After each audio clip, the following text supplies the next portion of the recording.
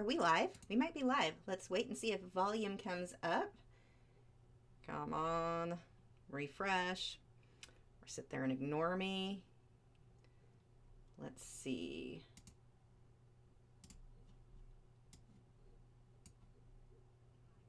Oh, there is volume.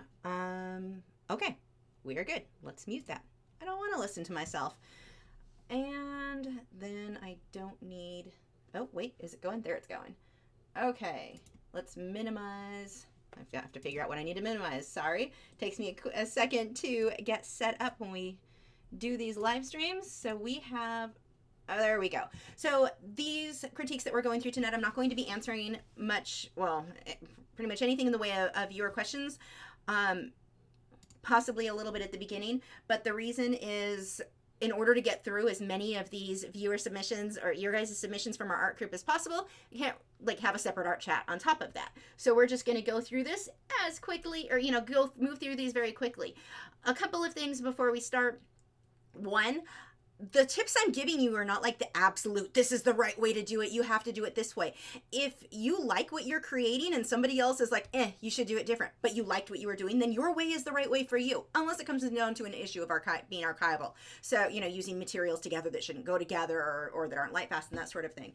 But don't ever take somebody's advice. Well, in this case, you guys are asking me for advice, but if you get somebody's advice giving you information that you didn't ask for and you're like, but that's how I wanted it to look, then their advice is not a big deal, as long as you liked it. Now, if you're unhappy with your work, or there's something you're looking to improve on, which is what we're focusing on tonight's submissions, there was something specific that viewers wanted help with, then that's different. But don't ever get discouraged by like advice that you get that you either really didn't, I don't know, example, story time. Quick story. There was a time I was doing a whole surreal series of paintings, and one of my friends is like, I bet you'd sell more if you just made it a normal landscape. And I'm like, but I didn't want a normal landscape. That's not what interests me. And he was wrong. The painting sold. But it was like, don't necessarily take things too seriously unless you went to somebody and asked them, here's the problem I'm having. What would you do to solve this problem? And that's, like I said, what we're going to focus on tonight. And you may have a completely different opinion than me. It's okay. This isn't a math equation where there's a right or wrong answer. These are just tips that I would give to my own students, or even to myself. Like if I look back at when I was creating artwork, when I first started out, these would be tips I wish somebody had given me. So let's go ahead and get started. The first one we're going to look at tonight was submitted by Julie Steinhauer, and I apologize if I say that wrong or pronounce anybody's names wrong. And the submissions also, they're coming from our art group, our Facebook art group, which is linked in the video description. I'm not accepting new submissions just yet. I want to go through the ones that were submitted last year.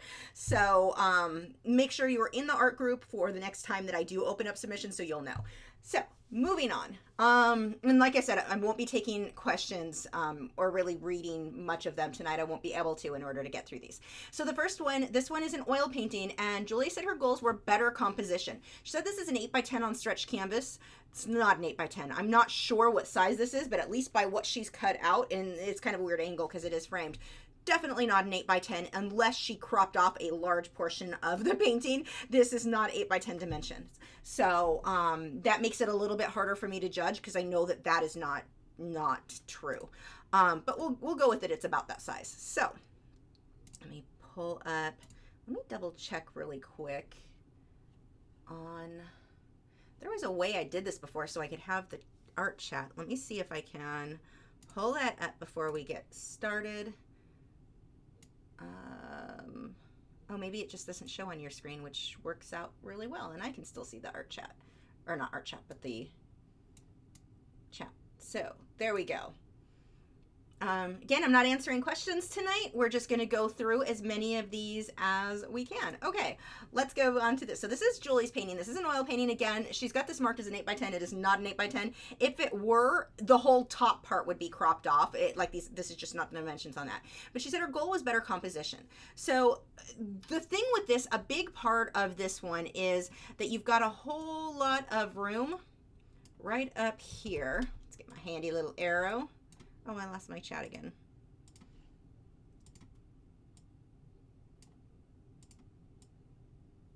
There we go.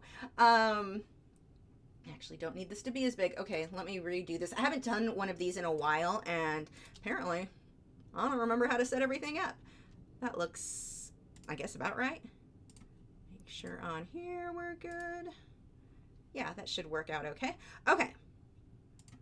So the thing, go away. Oh my gosh, I'm having issues tonight. Can you tell? Photoshop, I need you, and I need my chat window back. Oh my gosh. Okay, so this area up here that's a lot of open space that you probably don't want as far as composition goes. Not super well balanced in that. The other thing that's a little bit weird, this little guy here, the lamp, is just kind of coming out from the middle of nowhere. Like, what is that attached to? It's just sticking out. So in my case, now if it was hanging from a string from nowhere, I always like how that looks, but coming out the side of the canvas, see this area here? Let's flip this.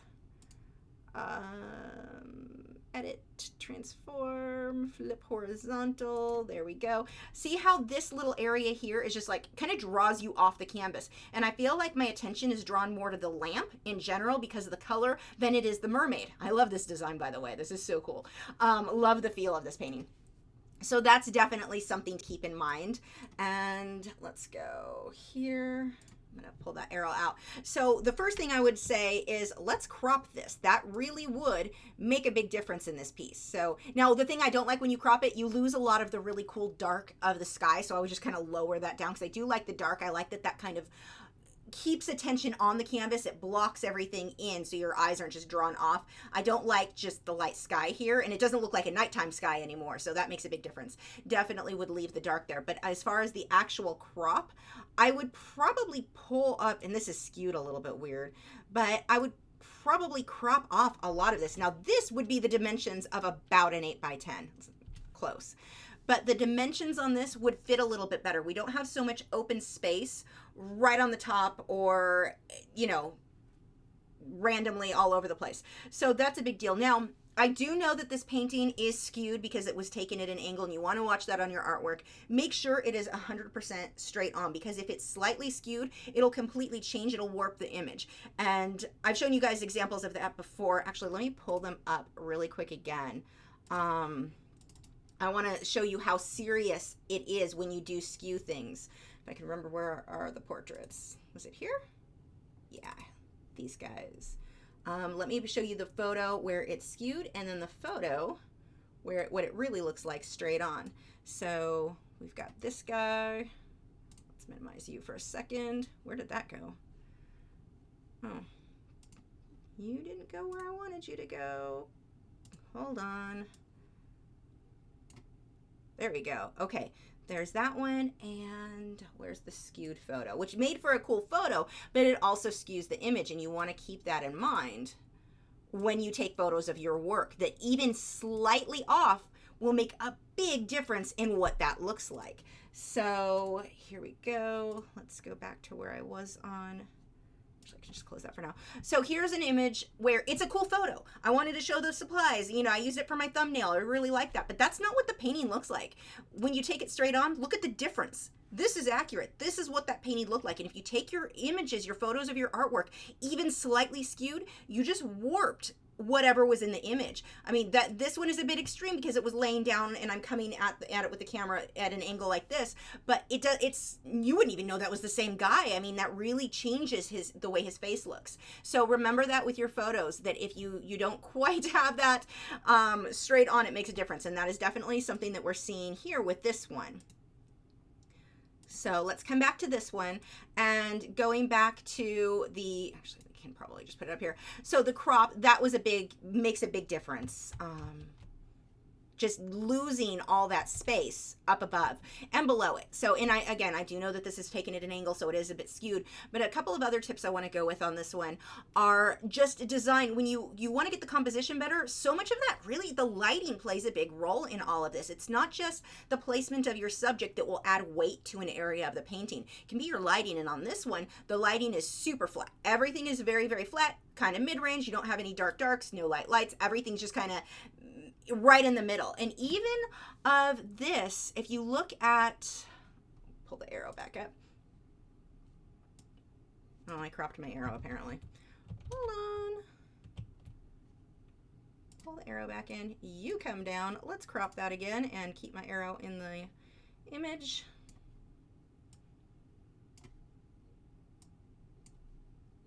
And we'll get into rule of thirds and talk about that in a bit. But for now, we're just going to talk a bit about some of these aspects here. So when you look at the grass back here, it's like the same color basically as everything in the foreground. There's things that you can do to create depth that, again, go back to your composition. So composition isn't just that you put everything in the exact right place and the exact, you want to make sure that your values, your color, your lighting, this all has to do with your it affects the weight of the items that you put in your painting in that composition. I mean, I just did a painting. I'm working on something for Faber-Castell. I drew it out the other night.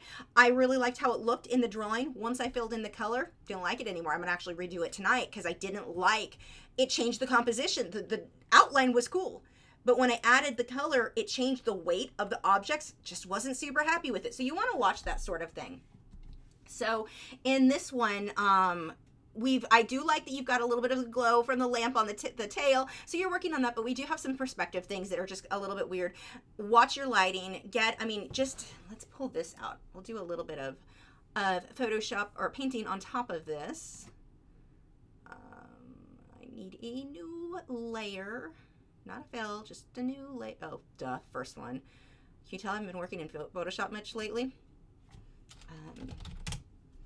So let's go ahead and see what we can do by adjusting some of these values, and you'll see what a difference it makes. One of the next ones we'll be talking about, you'll really see too the difference that the values will make in your work. But let's go ahead. I want to adjust my curves. We'll just keep it simple. Where did they go? Where are my curves? Image adjustments. Pay attention, Lisa. Curves. Okay. So with this, watch what happens if I can pull. Oh, I should actually leave that up there. If I can pull some of the darks a bit darker, the lights a bit lighter, what a difference it just makes to the overall piece in general. That alone is going to make it a bit more interesting to look at. So if we can do that, and then on top of that, if we can start pulling out highlights, shadow things, push things back farther. So let me pull up a paintbrush here. What brush do I have? Not the one I want.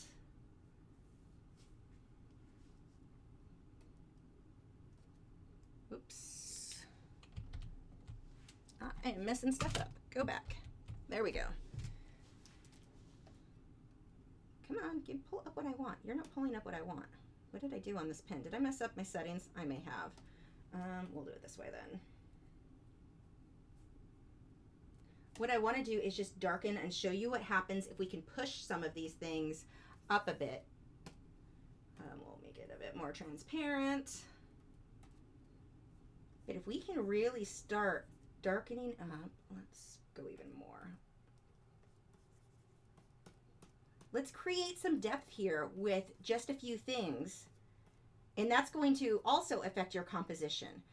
Let's see, you've got shadows on there, that's okay. Let's go ahead and pull up some brown tones.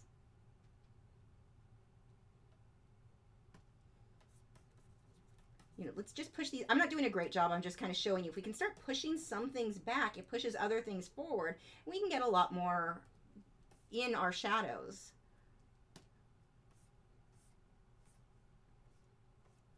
And it starts really pulling things together by doing just a few little things here and there.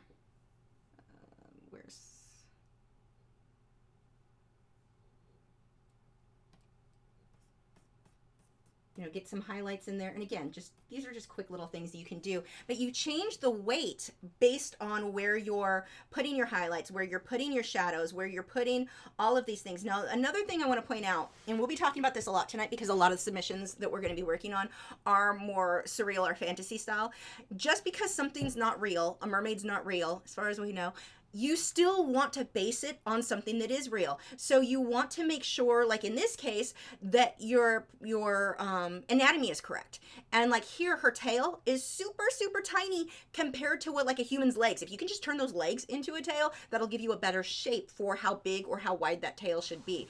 But her waist kind of just is flat, like she doesn't have the hips, she doesn't have it coming out where those legs would be. So like if she were a human, her legs would be like this wide around. If you I guess, Little Mermaid to that tail apart. But watch for your anatomy as far as that goes. Now, this actually is a really cool design. Just a few things that would make changes. And again, that lamp still seems to be floating out in the middle of nowhere. That is something that I would definitely adjust. I would rather see it hanging than coming off the canvas like that, because it really is pulling me. Not only because it's so much contrast and it's really bright off to the side, but then the part that is being held going off the canvas, it makes your eyes just go right off with it. So those are definitely things that I would adjust with that. I'm going to, okay, so that is it for that one. And I'm sure there's plenty of more tips we could go over, but that's just kind of a quick going through some of those. So let's close that one. And next on the list, we've got,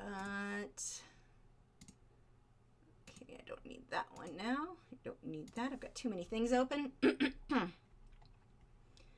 Okay, this one is from Sharon Shoot. This is an 11 by 17 on stretched canvas in acrylics. She said she's trying for realism. Pretty sure my shading is what is preventing realism. Now, the fact that you, oh, I skipped this guy. We'll have to come back up to you. But the fact that you recognized why it doesn't look realistic is huge. Doing better with art, I like, so much of it is just recognizing what you need improvement on. That makes such a difference in how fast you're going to learn. If you can recognize why it doesn't look as realistic as you want. Watch, this is one of the easiest things, and you'll see this. It's just in your shading. Let's pull down.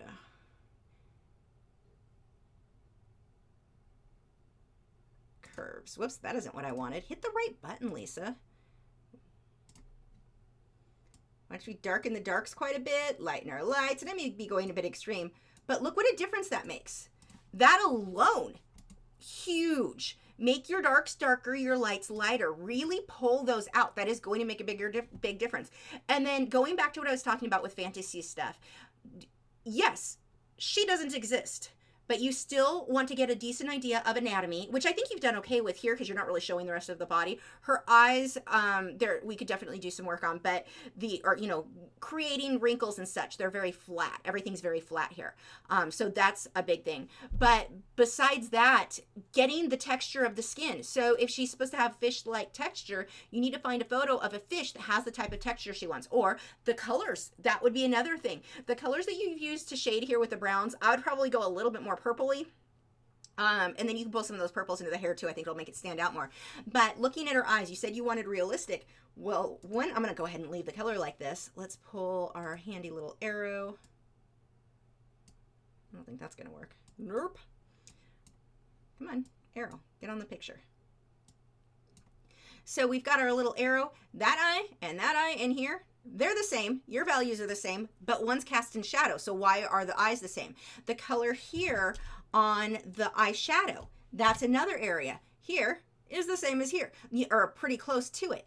All of that, when that's in shadow and that's darker, everything's darker. It's not just the light areas are darker, the dark areas are darker. Everything's going to darken up. But because her eye is so light there, you've got a lot of flatness. You also, again, you've got the flatness. I mean, you don't have, if you spend a bit more time studying anatomy, well, yeah, you're not going to copy her exactly and make her look just like a human. You're still going to want to have some of those,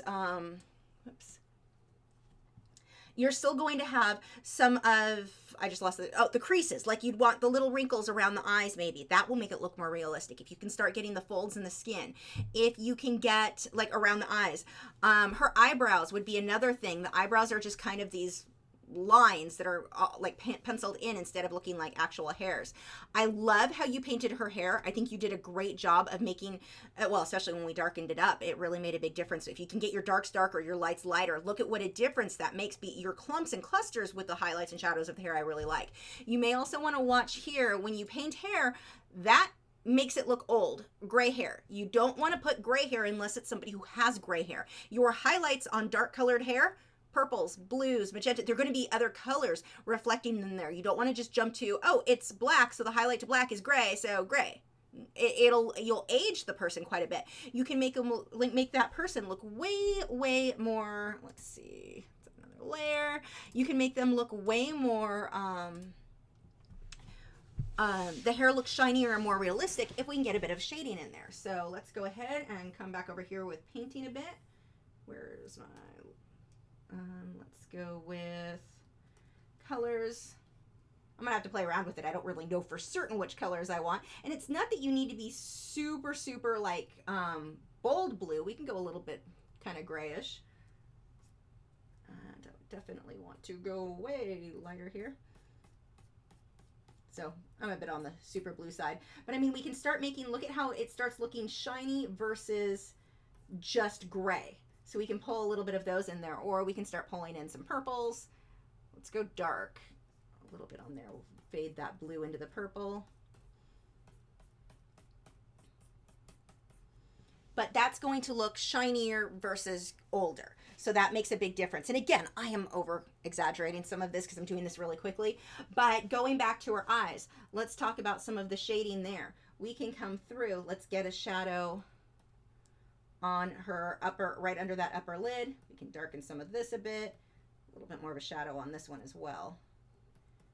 But you don't want them to look exactly the same. Like in our head, we think, okay, two eyes, they need to look exactly the same. Well, not if one's in shadow. They're going to, you know, you want the eyes shaped the same, but you don't necessarily want the values the same. You want to watch all of that. We can also, one of the things, let's see what this would look like too. This is one of the things I love with working on digital art. You can test out a little bit of purple in with that green can really look nice when you mix these colors. Those are just colors that work well together. Now, another thing I want to point out, if we look at right here, where was my arrow?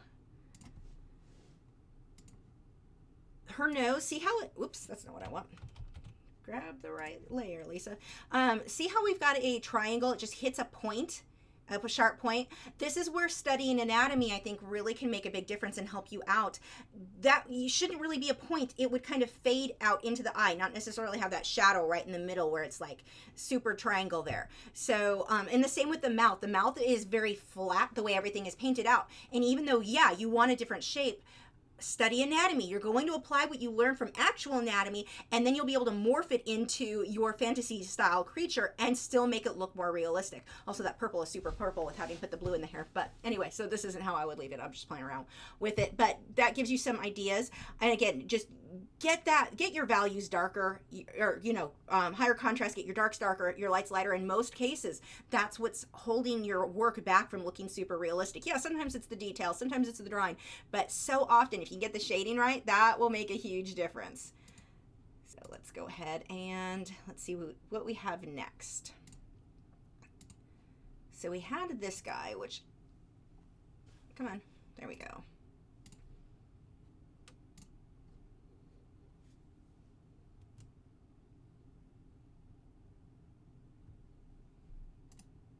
Did I save that one? I wasn't even paying attention. I checked my email really quick.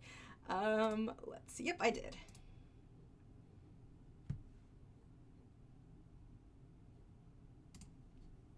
So this one was submitted by Kevin Orr. Said this was a 9x12 pastel painting I completed a few months ago, which was quite a few months ago now since this is from June. Of a wolf. My goal was to create more realism and depth to my work without going in and painting every single strand of fur, which is what I'm stuck doing these days. Okay, so a few things on that. One, when I get not wanting to put all the detail, and it usually will look better if you don't paint every single strand of fur, because then it just looks stringy. So I'm with you. I get that. Also, I want to say I love the background on this. Oh, it's so pretty. I love the way that this faded in. But you've got to have an accurate drawing in the first place, and this is close. Maybe it started accurate and it kind of moved away from that as you started getting your detail, but it's not exact. And that is definitely going to be something you want to watch. And you'll see that here. Now we need to get our handy arrow, because yay arrows. And let's blow you back up.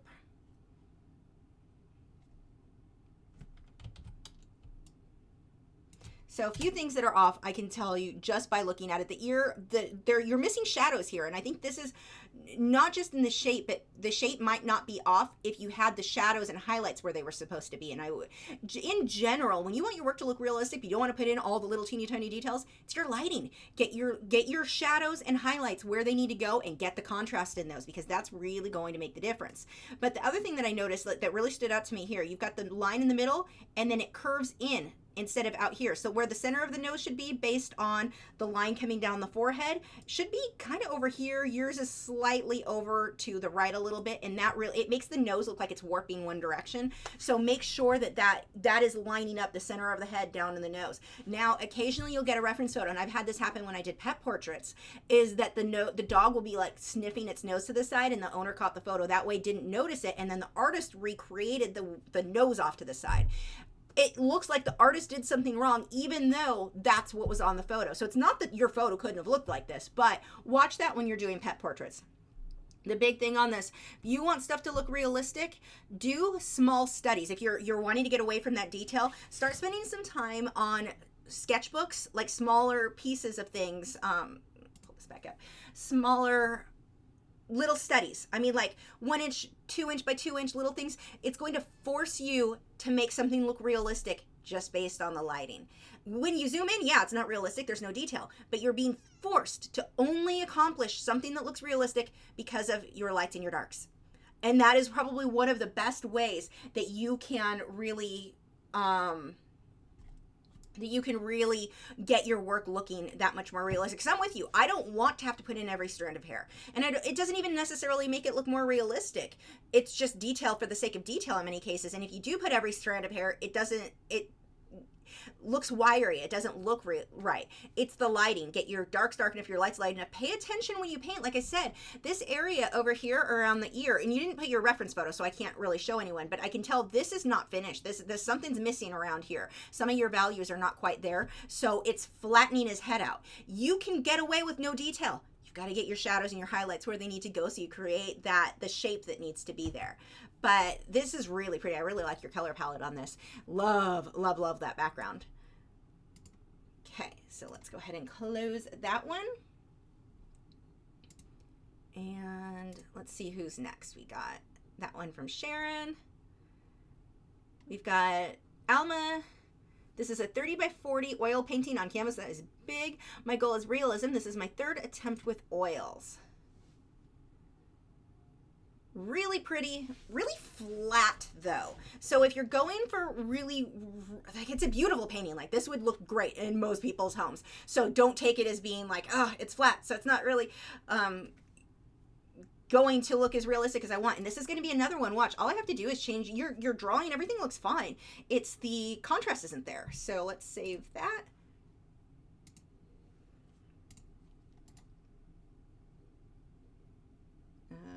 Why are you not? There we go. There's what I wanted.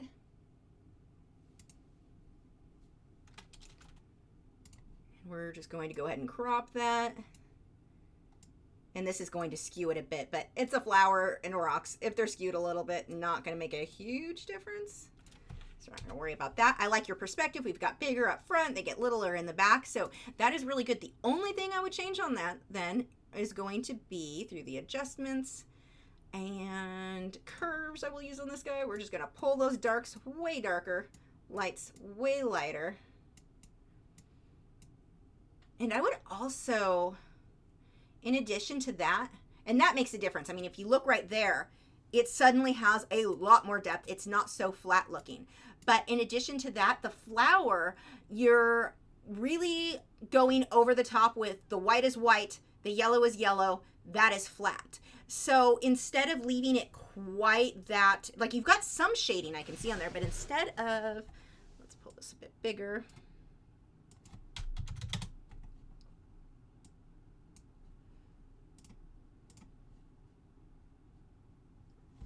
Okay. And so with that flower, now again, don't have your reference photo, but if we can take some, well, even purple, I can just use a purple pretty much that's right there. We'll go a little bit cooler purple. And I'm going to go way more transparent. and way smaller. How funny. I stopped thinking about which button I need to use on the walk-in pen because I haven't used this in a while. And my automatically muscle memory kicks in. When I was trying to remember which button, I couldn't get it right. But I stopped thinking and just automatically. Kind of funny. Okay, let's pull in a bit of shading. And with the shading, when you're using yellow, I don't like to pull in shading with black. Try to use purple or magentas. So we'll just pull a little in there. But we can start building up a little bit more shade. Now I can see when I look on this, I guess it depends on the exposure of the monitor. This monitor is blowing out the whites more. But even here, you can darken some of those a little bit more. But I mean, just even that, just pulling a little bit of shading. And again, just to be clear, I'm doing a crappy job of painting and doing Photoshop. I just want to give you guys an idea of what I'm talking about. If I spent, 15 minutes per image, I can make them look perfect. But just to give you an idea right now. Though that's basically what I would do for the change. Just get the shading in there, hype up, make your darks darker, those rocks especially, if you can get that variation. And now I really like where you've got really dark on the one side. This works well. It was just not dark enough. It's scary to go dark enough. You still want to do that. And we can even show you again. We pull back. Let's pull the painting because I should have done that on another layer. Look at how flat it is. I mean, that's a big difference in making the painting more interesting. Just get those darks darker. My shading of that purple is terrible, but you get the idea. So that is what I would do to change that and to really up the realism there. And didn't you say your third attempt with oils? Wow, you did great. Really, all these paintings we've looked at tonight are wonderful. So next we have Bonnie Parsons. Used acrylic. I think the eyes are okay, but I feel the fur is not right. Reference photo. And final piece, okay. So here is our reference photo. Okay. And here is our finished painting.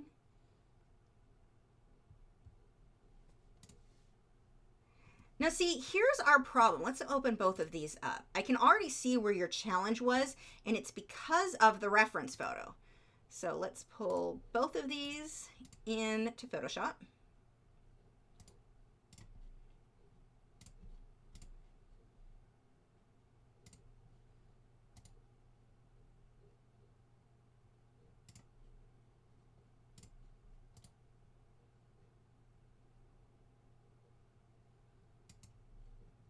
Okay, so the problem is your reference photo is flat. That was taken indoors. You don't have really good lighting on this guy.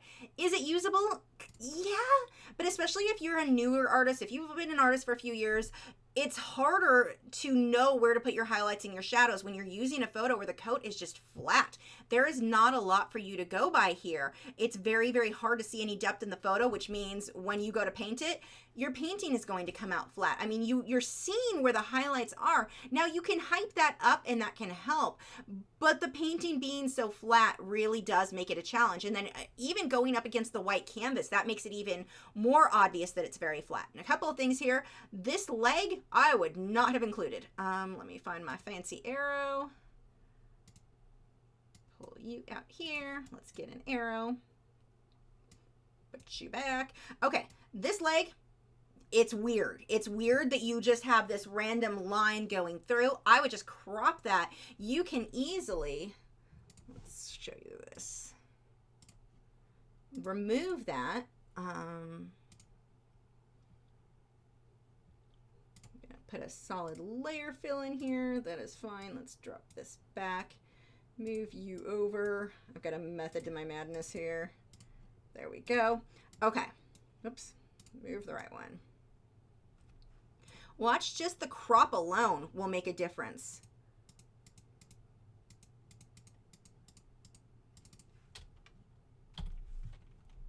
I would even pull some here. It is a weird angle because he was laying on the floor, but you can pull that and adjust it and make even just the crop quite a bit different.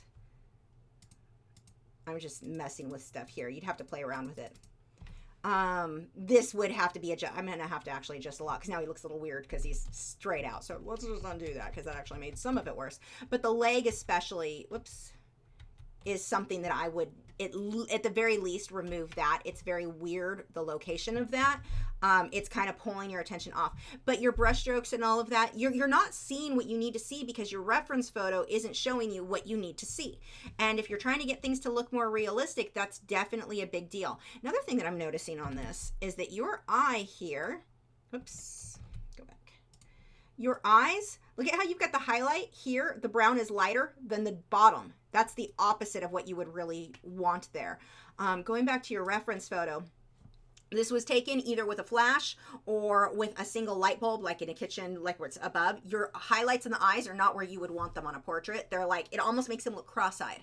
So there, you know, there's a lot about this where it comes down to the photo. If you can use a different reference photo, if you can get a better photo, that's going to make a really, really big difference. And even if you can't, there are things you can do with the photos to make them a stronger piece. So let's go,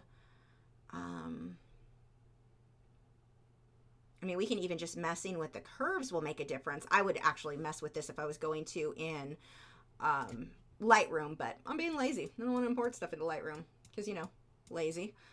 Too dark. I can actually see stuff a lot better if I lighten this up. Actually, fine, I'll stop being lazy. Let's take an hour to open this because Lightroom is really slow. Let's open with Lightroom. It's going to take a minute for that to load, so we all have to be patient, unfortunately. And drink blueberry tea. Let's see. Okay, are we going to pull up quickly, or is it going to want me to open every file I have ever opened? Because apparently I don't know how to Lightroom. Ooh. Don't open that one. Open this one.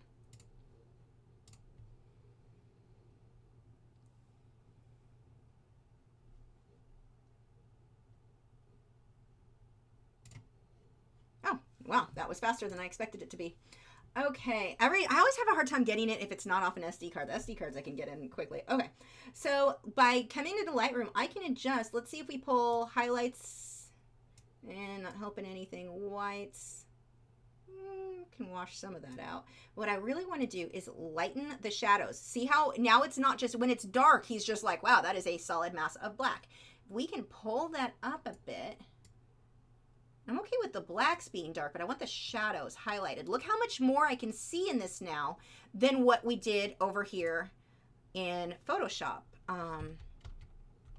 The original photo, you don't see nearly as much as what we can if we can go over into Lightroom. But even then, still, the nose, I'm not seeing the highlights enough. This just isn't a good photo to paint from, and that is really leading to a lot of problems in him not having that more three-dimensional look. So that would be my advice there, is take more photos. It really will be a lot easier. The other thing is, and we can see now that we've lightened this up, look at the coat around the neck. I can see that that fur curves like this. You get these curves.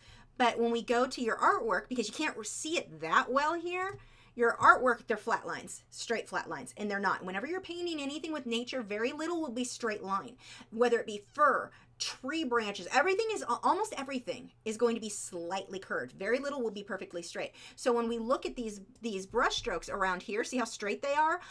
Get the depth, curve them. But again, I mean, based on this reference photo, you're only going to be able to really accomplish so much. Now, that said, you will get to a point where you've done so many, let's say you're a pet portrait artist, where you've done so many pet portraits that you don't need a great reference photo.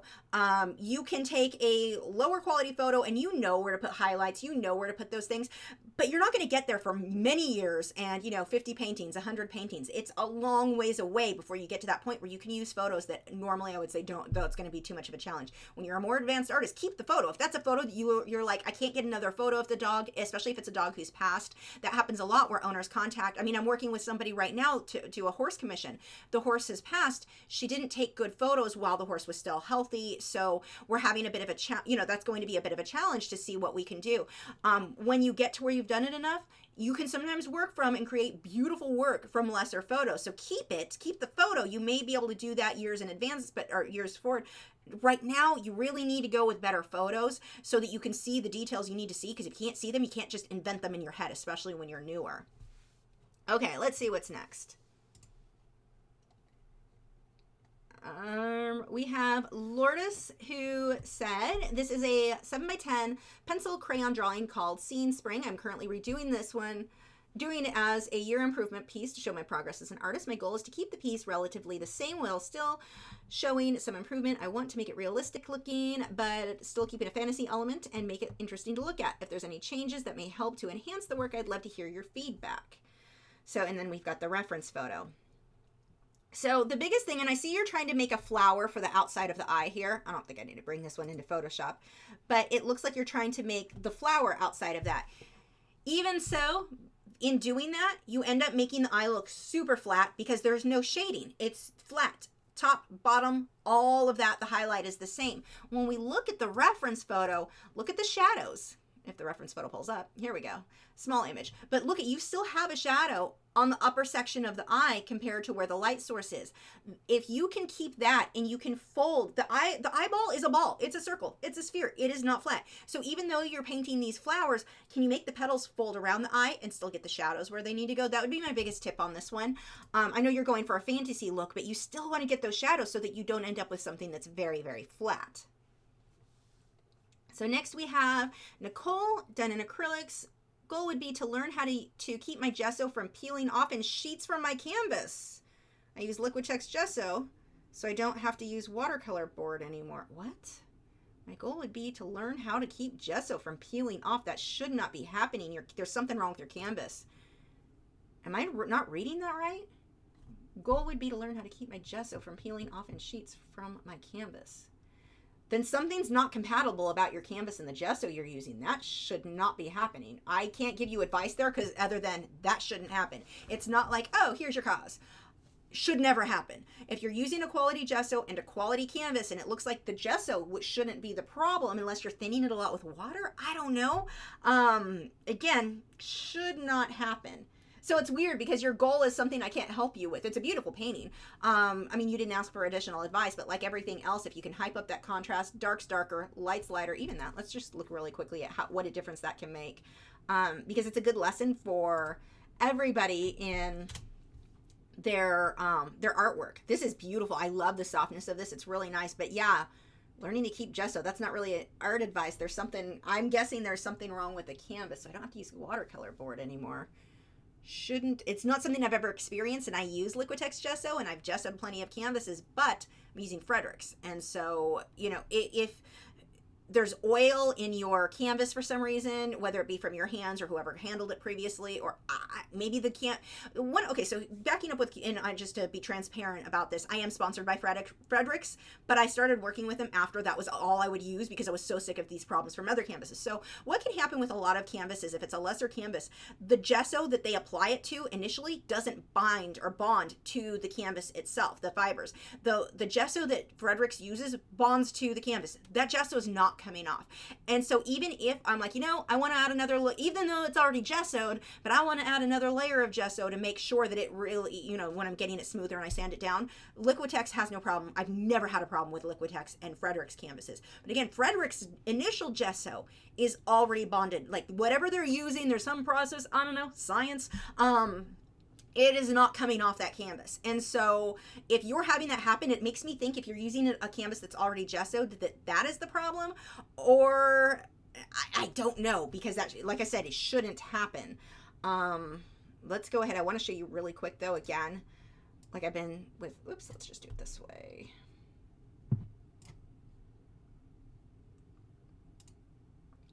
By just darkening some of these darks, what am I doing? Wrong tab. I just want to hype up that contrast just a bit. Actually, I would rather do this in Lightroom, but again, with the whole lazy, fine, I'll do it in Lightroom. That's actually going to give me what I want. I'll stop being lazy. It's hard. It's in my nature. Lightroom. While that loads for a second. There we go.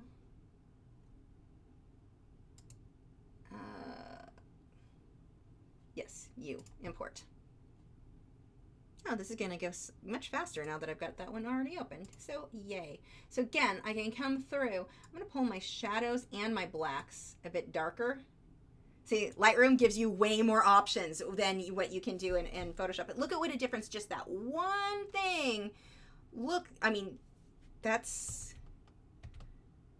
how soft that is versus just pulling those darks down. I don't even really need to do much with the lights because I think that it keeps that old kind of look to it. But just drop my shadows, and that a little bit really can help make a difference. You can play around with brightening stuff up a bit, but that actually gives it a kind of a nice glow. But I like just deepen those darks up just a bit, gives it a nice look. I know not what you're asking because you were asking about the gesso. Like I said, whatever's going on with your gesso should not be happening. So there's something else. That's not a normal thing. Something else is going on there, and I think if I had to guess, would be the canvas, but no way for me to know for sure. Svenit says, no reference acrylic on a 30 by 40 inch canvas. That is a big canvas. My goal as such, because I'm a hobby artist, but it would be nice to find my style. Started painting about 6 months back. Okay, I love this. I don't need to pull this into Photoshop. We can just look at it this way. Couple things. One, fill your canvas. Don't have this little teeny thing kind of in the middle, or your little thing, it's a woman, a little teeny subject in the middle of the canvas. Fill that canvas, make it bigger. You don't want this much space around the canvas. Definitely, I would work on that. Make sure your subject fills.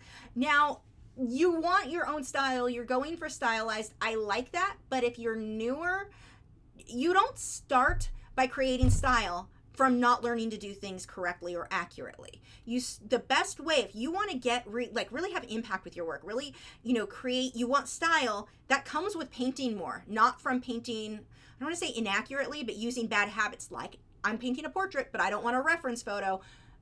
That's not typically how you're going to build your style unless you're doing like folk art or something like that. But obviously you're going for something that's a bit more realistic looking, but you do want the stylism. Learn to do it right first. Learn to do it correctly. Use a reference photo and paint. That's, if portraits are your thing, paint portraits again and again and again. Style doesn't come from wanting to have style. And this was a huge lesson I had to learn.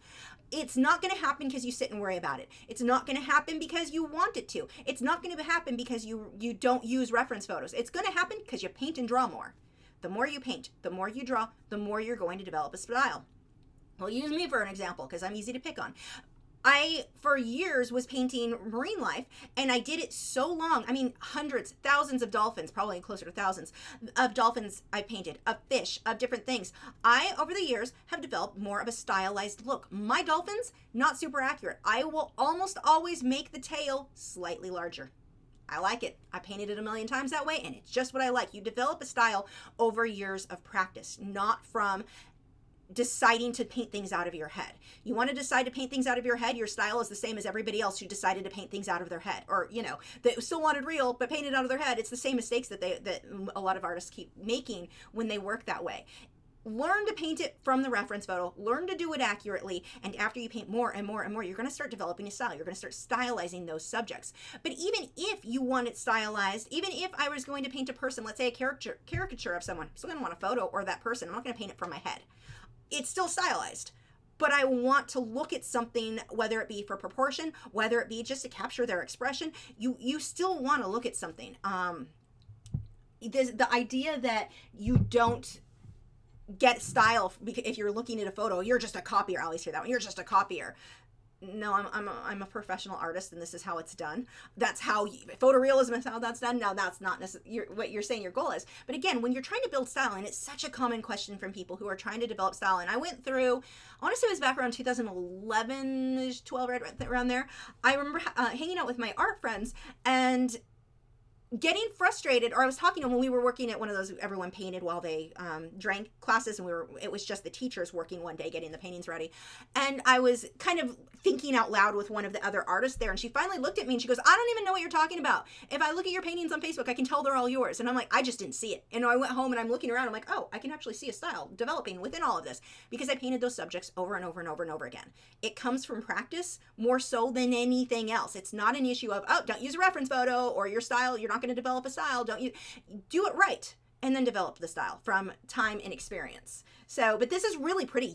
I like your blending. I like a lot about this. We have some proportion issues, and I don't know that would be the way, what you want your style based off of, is having issues with proportion. Use the reference photo and then go from there. So that is my tip on that one. that really pretty, nice blending. Like, you are going to be amazing. So we have from, let's see, do I have anything here? We're good. This is from Paul. This is oil on stretched canvas, 16 by 20, striving for a more realistic painting. Repainted those flowers several times, but I could not get the right look for a realistic hydrangea, so I left it a bit more loose. Oh, I can tell just from the little ones. You can, look how, I don't know if you guys can, when you shrink stuff down, you can see easily what the problems are. Values. I don't even have to look at the details. The values are what the problem is. Get your lights a bit lighter. You went really dark on all of these, but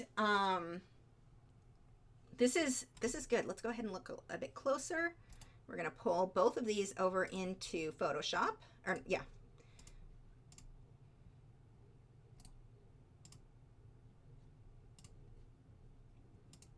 Okay, and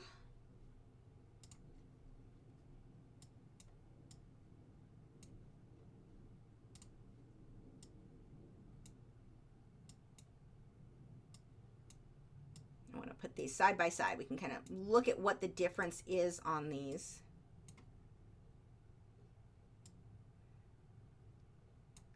So, okay, your table has a little bit more detail, and I like it, but be careful. Like, you want to look at this area. Look what a difference. We need my handy arrow. Come on, arrow. Look right under that cup. Yours has no highlight, whereas this would. Look at right there. Look at that shine mark right down here. That reflection makes a big difference. This one's a painting as well, right? Is that? I think this is a painting. I don't think that's a photo. It could be a photo. If it's either a really good painting or it's a, I think it's a painting. So anyway, that would be the first thing I would notice. The next is, while keeping the looser mark for the hydrangeas works, you don't have any lights. You don't have the highlighted color. Yours, now their pink is a cooler pink, like closer to blue or magenta on the color wheel, where yours is closer to reds and oranges. So that means yours is not going to stand out quite as much as theirs in that sense, but you're missing all of the whites. So yours are very, very flat. That's really the biggest difference there. And then if we look at the branches here, you've started with the shading, but you didn't quite go as dark as you would want to go. Yours are a little bit more spread out too. If we look at the reference photo, look how solid all of this area. That's a lot in there. It's much more solid. You're seeing a little bit of background peeking through, but not quite as much as yours. It's not as full. So yours is that really does make a big difference there too. But the contrast in the lights and darks, when we go over to your whites, now your reference photo is this way too. It's more cream. Yours is more white, but it's too white. You should have some reflections, and theirs does have some. I would hype that up a bit more most likely. But in here, see how it's got this warmth that is in the background, whereas yours is almost a cooler gray, which doesn't work for this. You would want that to be, you've got the cool white and the cool gray, versus theirs is more of an off, like a bone white and slightly more neutral, kind of brownish, reddish gray color. So that makes a really big difference too in the shadows. The same thing here. Your whites are all too white, and an easy solution, just a little bit of a glaze of kind of a cream color. Or I wouldn't go, it would need to be a translucent color so you don't have to worry about covering your details. You could just paint over the whole thing, the spots and everything.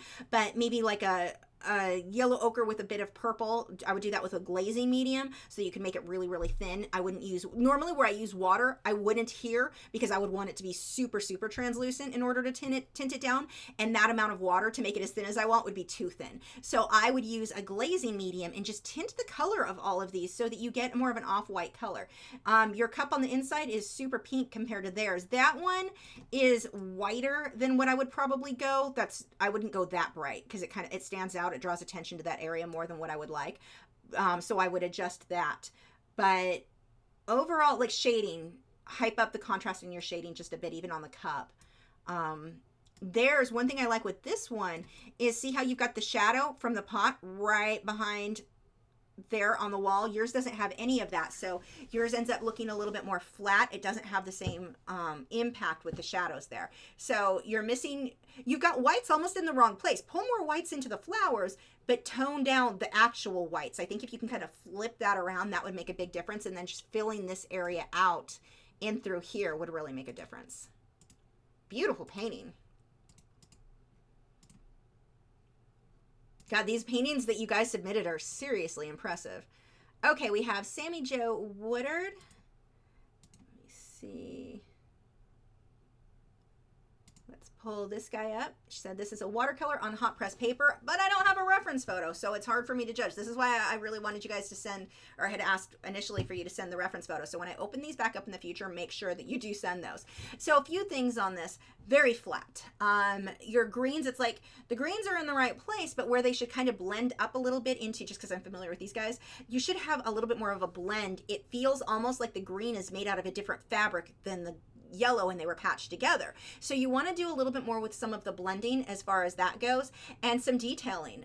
You want to watch in this case, if you look at his wing, see how the feathers are just the U shape, almost like fish scales.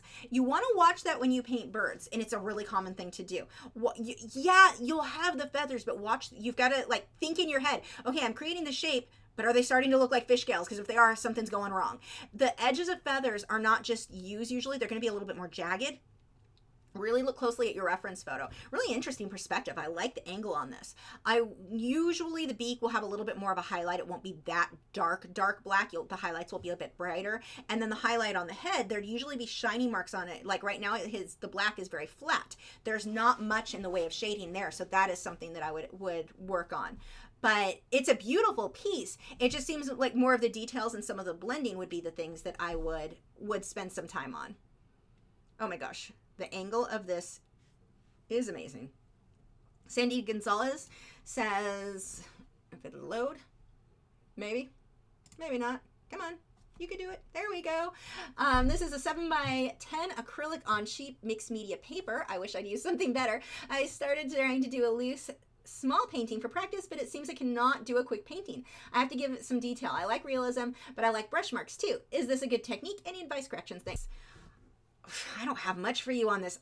Well, okay, part of it, I just love the perspective. Yeah, you know the materials you're using aren't the easiest, so blending acrylic, it's going to look very rough, very harsh, what you've got. But I like the style. I like that you've got your brush strokes showing. That actually works, and especially on a dog like this, where the coat is so smooth, so sharp. You see the same thing with like greyhounds, with Italian greyhounds, which what I have, whippets, a lot of the very, very smooth, sleek coat. You don't want to try to put in all the little brush strokes for the hair. It looks better if it's a bit looser and you catch where are your highlights, where are your shadows, and you've done that there. You really caught that three-dimensional look. I think it's wonderful.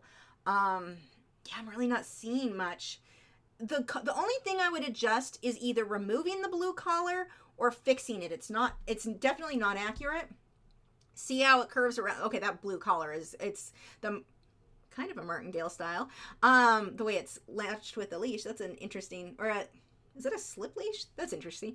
But I probably wouldn't want the collar on there at all. It's drawing a bit of attention away from the dog. And one of the things that's so great, this is a good example, not a super detailed photo, so this wouldn't necessarily be the most amazing for a detailed photo anyway, but you took that and improved on it.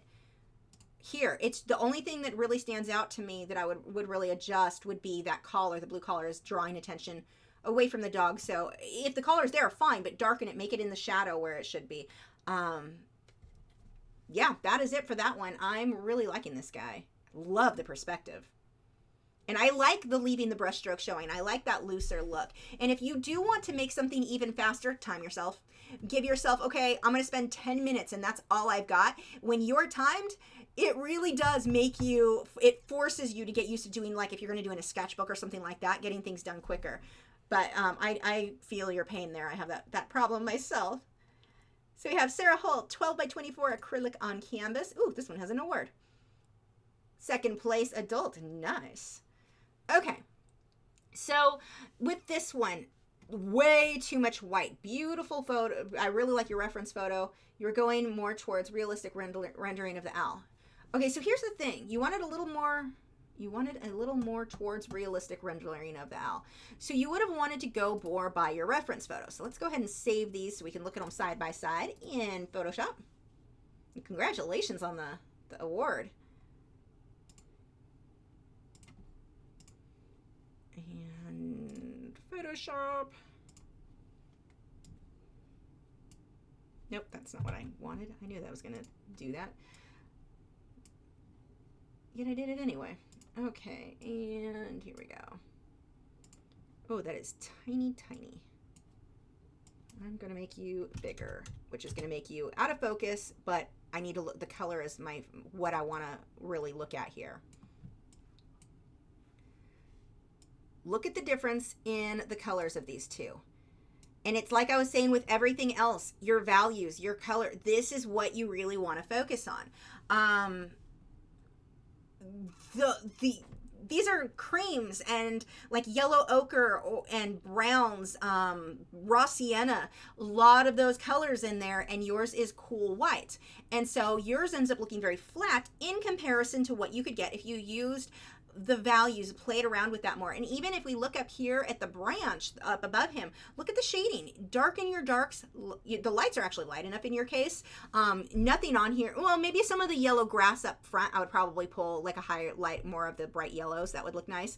But for the most part, your darks aren't dark enough. That's really what you would want to focus with on this. Darken things up. White is not white. White reflects everything around it. So like I have you guys can't see it, so I don't even know I'm going to tell you about it, but I have a case up on my shelves here, or even if I look at the shelves are white, but because this room I'm using yellow light, I've got all of these other colors around it. I wouldn't even use white. There'd be no white used in that. That's actually looks brown in this lighting. You have to get it through, like, convince your brain white's not white. White reflects what's around it. Very little in your paintings should ever be white, and that's really what you want to focus on. Look at the values.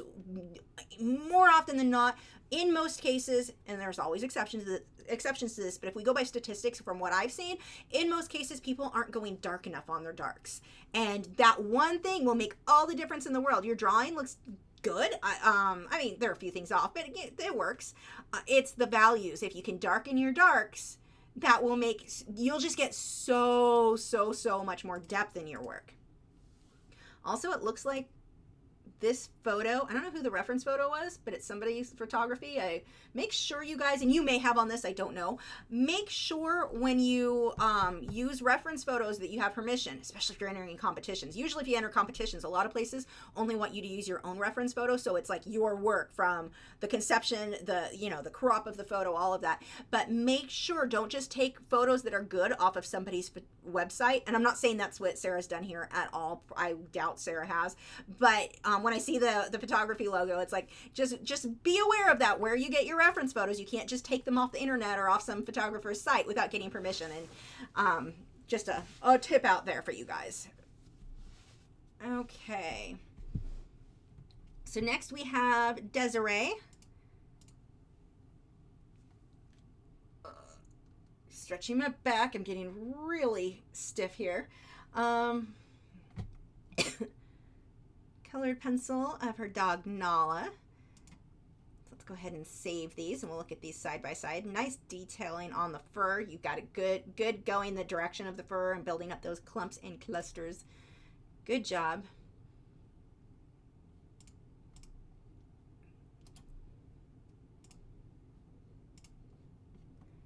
Okay, let's pull these into Photoshop now.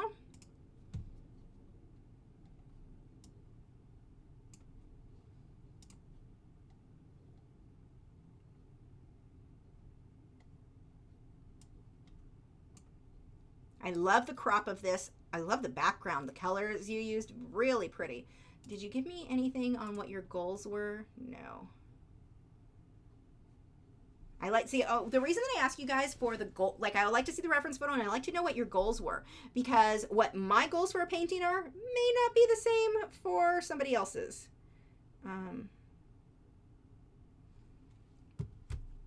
Let's go ahead and pull these up. So the crop that you did on this, wonderful, like really good thinking, or, you did a good job in choosing where you wanted to crop this image. So let's pull these closer together. So this photo is a little bit weird because the angle and the lighting and then the coloring of her eyes makes it very deceiving, but it makes it look like you drew one eye way bigger than the other. Even though I don't think you did, you've got the combination of one in shadow, one not. So one of the things that you can do, because on the photo it's not that extreme, your shadows, especially on this area, let's get my handy little arrow. Come on. Where's my arrow?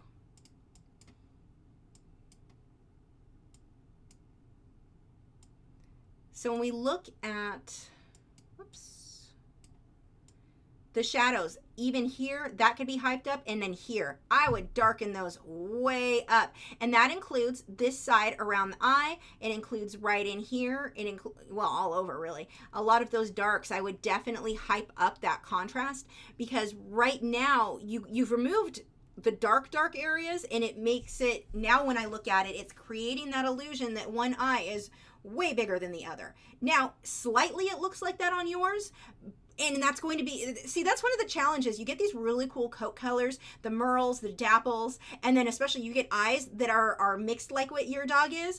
Beautiful on the dog. Really a challenge for you as an artist, because you do have where the photograph is looking like one is bigger than the other. But a lot of that, I think, is just your contrast. If you can darken up some of this, I mean, this side is in shadow, make it look that way. Now here, this whole thing, too white, I would definitely darken those up.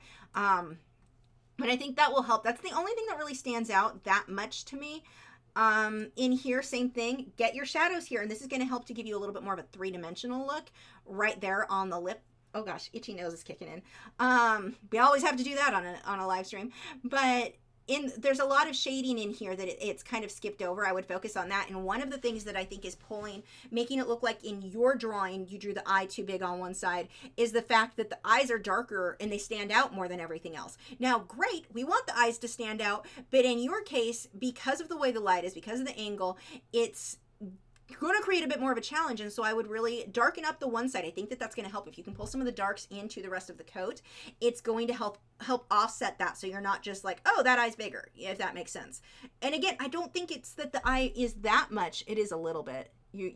This area here got squinted up just a bit, and that's something that you can do as the artist, just widen it a little bit just to set the other one right. But even in here, if we look at, you've got a lot of the detailing, but if we look in through here, you're missing all the shading.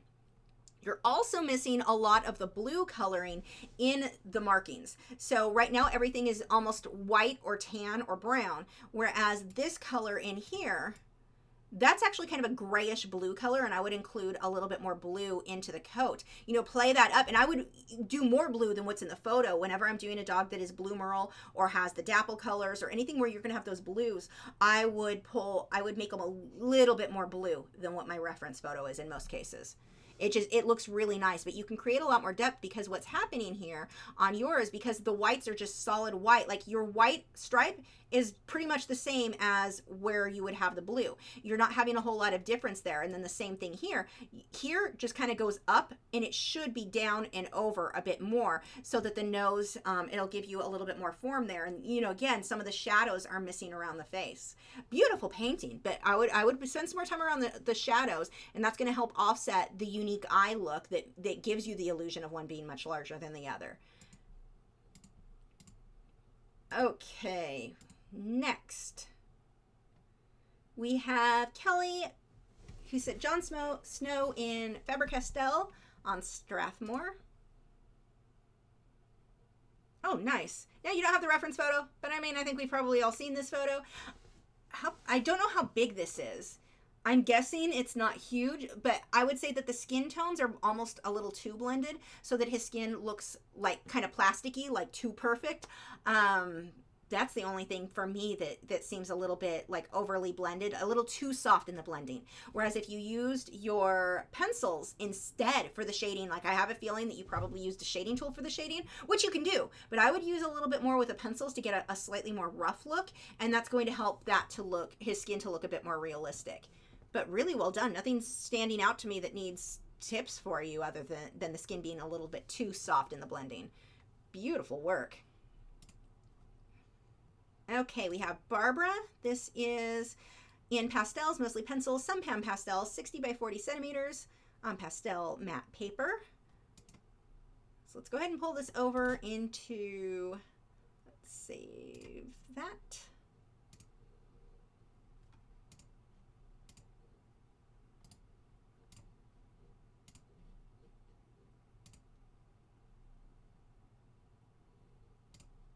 Losing my windows here. Again, I'm not answering questions tonight. I'm not ignoring you. Well, okay, I'm totally ignoring you, so that's not true. But I'm not going through, not anyone personally. I'm not answering questions so that we can get it through as many of these critiques as possible tonight, because we've got a ton of them. Okay. So here, actually, we'll put the artwork over here. Let's make it a bit smaller so we can try to fit them both on the screen. Beautiful photo. So, the first thing that stands out, and this is kind of the opposite of what I've been telling a bunch of people tonight, your whites are not white enough. Okay, kind of. They are, around the eyes, I think you're pretty good. You could go a little bit wider on some of it, but around the muzzle, you're a little bit more of a cool, soft look, so we've got that. And then when we get out into the hair on the side of the mane, you've got, like, you see where your highlights and shadows are. Hype that up. Make it a bit more extreme. Get your brights brighter and your darks darker. So when we look at the mane, that golden color where the light is hitting. So here's the thing with pastels. They blend beautifully. You can get the most gorgeous, soft blending. It looks like a photograph, but here's the thing about pastels. They blend beautifully, almost too much sometimes. So you've really got to watch that, because it's really easy to want to blend and blend and blend and blend to the point where we don't have any definition between our lights and our darks. And I think that's largely what's happening here. They blend so easily. Get those darks darker and your lights lighter. That's really my big tip here. Your oranges are a bit on the orange side. Way more orange. See, if it didn't say in the thing if orange, because some people might have wanted the orange. If that was your goal, then that's fine. But it's definitely really orange, more so than what I would typically put in, to the point where you're giving it a more cartoony feel, which if that was your goal, that's totally fine. But if you're going for more realistic, then that orange is a bit too reddish orange. But no, this is definitely gorgeous. Blues. Here's another thing. I would pull some blues in there. Look at the blues, the reflection on the eyes. Blues. A little bit of around the mouth into the whites. You've got a little bit of blue. And when I say blue, it's really more of a cool gray. It's not blue, but you could use blue. Blue and orange, beautiful together. So that's definitely an option. Watch those highlights. Get the brights brighter where they need to be. And watch that orange can be used, but I feel like it was almost overused. It should be more of a golden color than so red. But yeah, those are my tips on that one. If you can make especially around here, like his hair off to the side has that Fabio, whatever that guy's name was from the 90s, 80s, I don't even know. But it was like super Pantene blowing hair. Or on the lion, it's rougher, it's messier, it's clumpy. Not quite so Fabio-like. So there we go. There's my tips for that one. Beautiful painting. Again, the tips that I'm giving you guys, in no way am I saying there's anything like you're wrong for doing it your way. These are just tips I would give students. And when I open up submissions again in the future for critiques, make sure you include your goals. That really helps. This isn't finished, is it? Is it finished? Okay. Oh, it is finished. Okay, Sarah Swanson. And you guys will see why I wasn't sure if it was finished there. A4, my goal is to draw a realistic horse. Wanted to do this in colored pencil. However, when it came down to it, I just got overwhelmed with all the colors, and I didn't have a clue where to start, so I finished in graphite. Here's my drawing and the reference photo below. So I'm sure you guys can tell what my problem is going to be with this one. The white on the nose blends in completely with the background, which sometimes is okay. In this case, it is not, because it looks like you didn't finish drawing him. It looks like his nose is little and pointy, kind of. I mean, if you squinted it, he's kind of like anteater-like. You want some definition between that and the background for sure. The other thing you put in the detail, you started with the detail of the fabric, which is gorgeous, but it also doesn't make sense until I saw the photo. I'm like, oh, that's what that is. So when you look at it as a standalone art, I'm like, why is that a ruler or a tape measure? What's going on there? That was kind of my first thought. Now that I know it's a blanket, it looks like a blanket. But unless you're going to include more of the blanket, I would just leave that portion out. But the big thing on this one to me is that the nose, the white portion of the nose blending into the white of the paper, it looks like, that's why when I looked at it, I'm like, oh, it's not finished. So let's look really quickly at the reference photo. you can spend a bit more time on the fur for sure. And one of the things that you've got to watch, and this is one of the problems that I had when I have taken reference photos of horses, especially because usually you'll get them outdoors or super bright barns. The white is so easy on the face to overexpose, and you lose the highlights and the shadows. So that's one of the things. I take that into Photoshop, drop my highlights and my whites down a lot, and I'm able to see now where the curves on the face are. But the white, when you photograph horses and they've got the white blaze or markings on them, your camera more, if you're like me and I'm a crappy photographer. I overexpose it every time. I have to take it into Photoshop and bring out where the lights and the darks need to go, so I can see where those shadows, because those shadows should be there. I want to see the form in the horse's muzzle. I can't see that in this photo because it is blown out. But again, that is something, actually, let's just bring that over into Photoshop, or not Photoshop, Lightroom, and you can see. Let's pull that.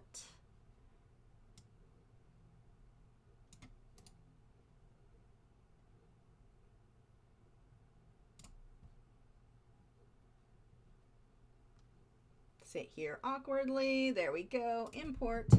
Now, without having the raw file, I'm not going to be able to make the same level of adjustments as I could, but you can usually see at least a bit, even with a JPEG. So let's pull down our highlights. Look at that. Oh my gosh, already. Now, it's not correct for a photo. It looks terrible, but look, even the metal, the difference that makes. I can see detail in the metal. I can see the line in the middle of the muzzle that needs to come in. What a difference. Pull the whites down too. Now, this isn't necessarily a correct photo, but now I can see things I couldn't see before just by dropping whites and highlights. What a difference that makes. And you can play with other things on here. I would actually probably darken my darks a little.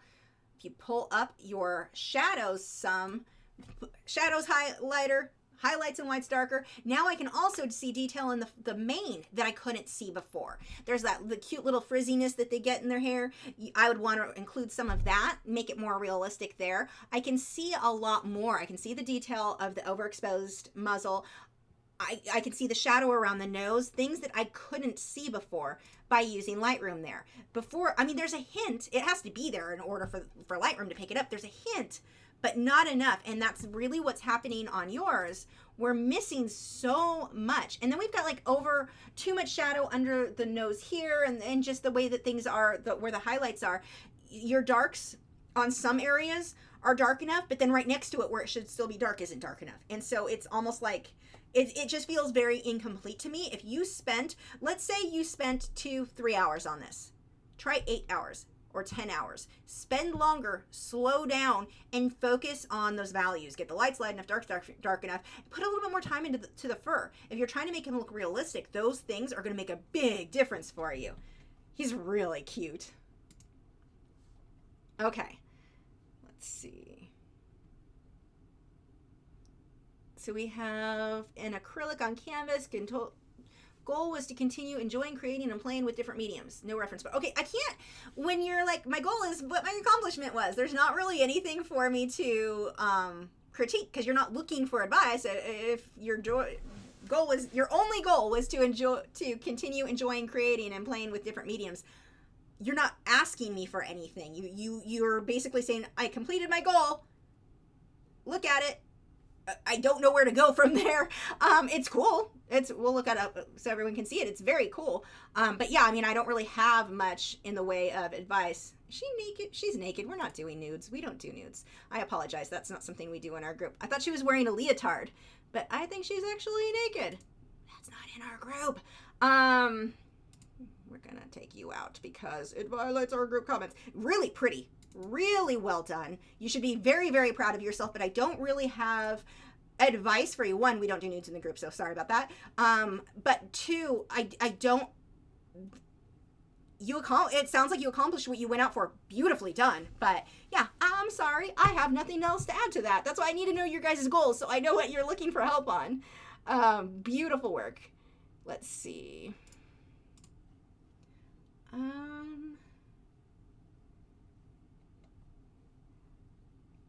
And let's see, we've got from Dawn, this is pastel pencils and pastel matte. It's a first for me. Usually do animals, but really enjoyed this one. So we've got, oh, nice. I've got nothing for you. This is gorgeous. I don't know what advice you'd want. I mean, yeah, you can make some of your darks darker if you wanted, if we wanted it to be more accurate, but I don't even know that you need to. Because then the darks that you do have in here make that stand out more. No, this is, I love the values. Your light's light enough, your dark's dark enough. I really, really like this. So yeah, no advice. Beautifully done. Okay, next. So I'm sorry, Dawn.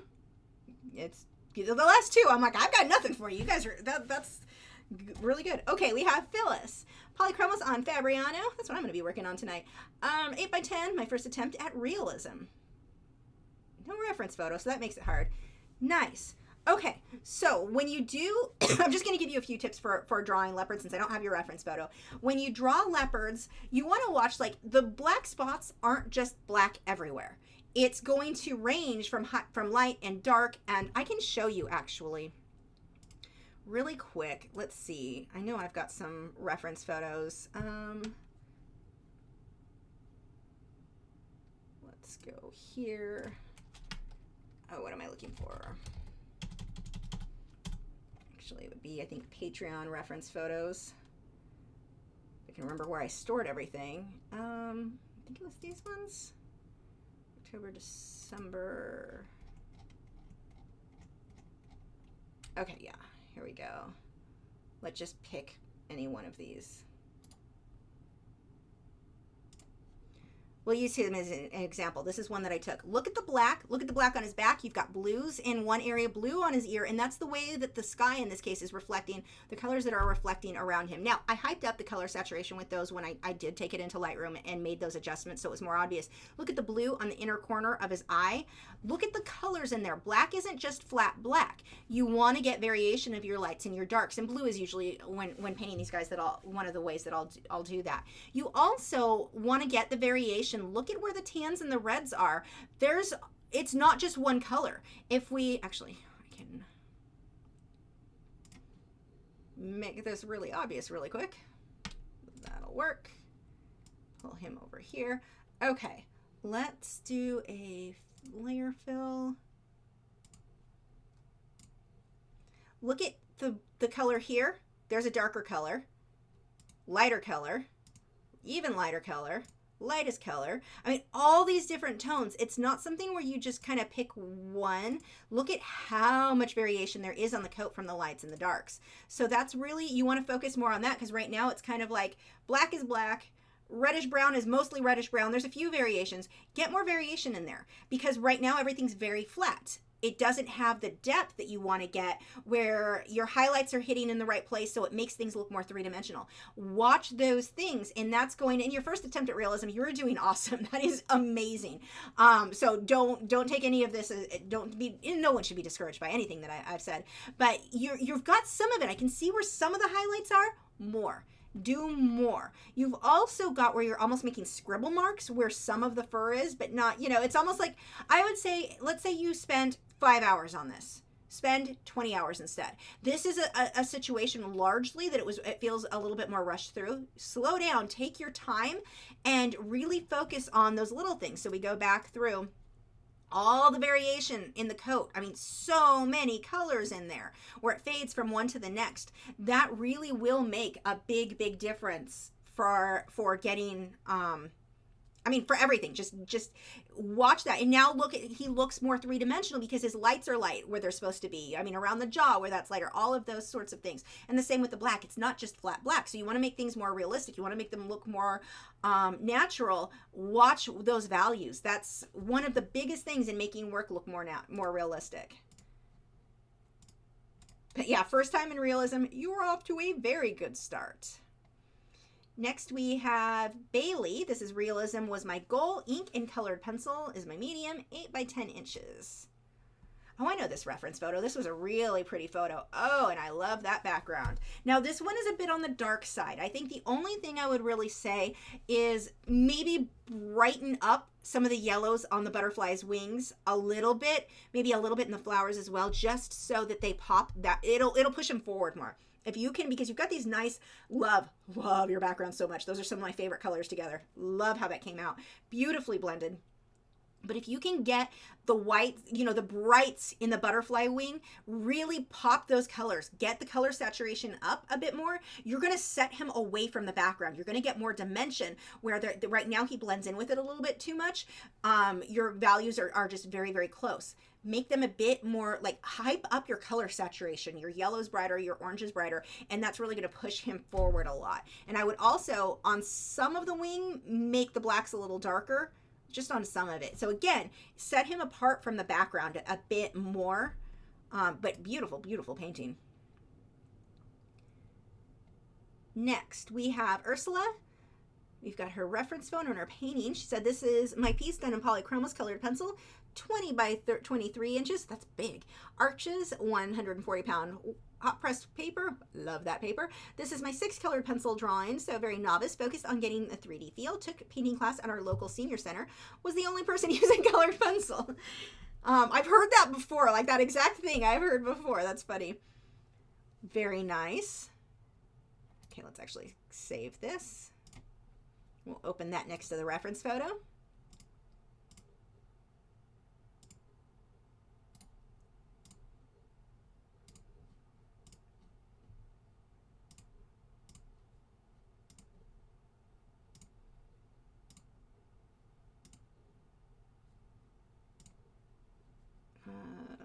Let's go back.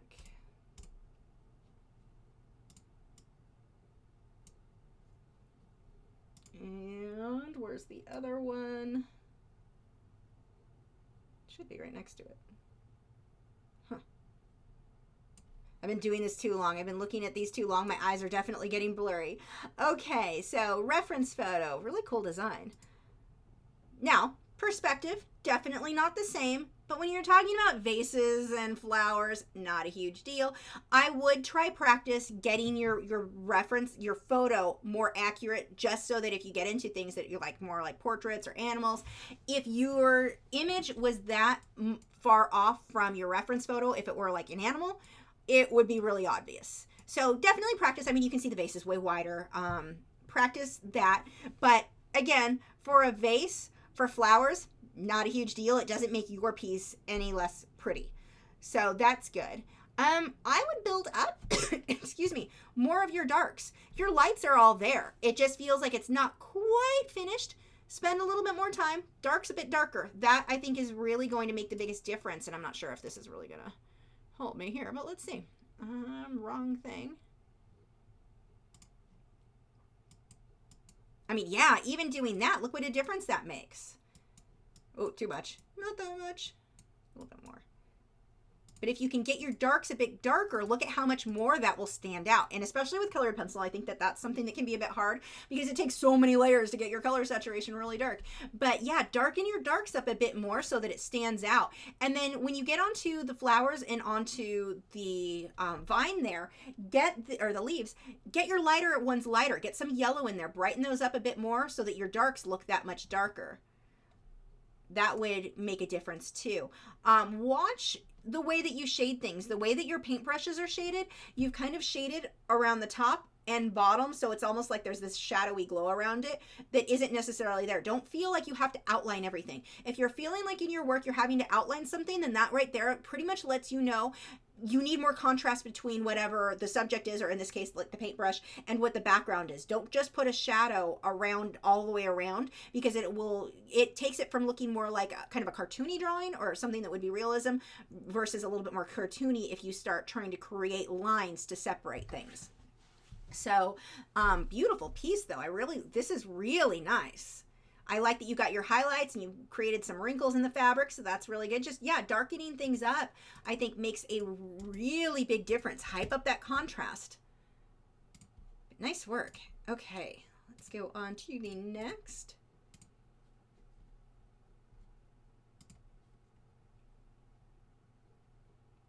So this is from Samuel. This is acrylics. He said, my goal was to create something pleasing and somewhat detailed, but also simple. Okay. Yeah, I think you accomplished that goal.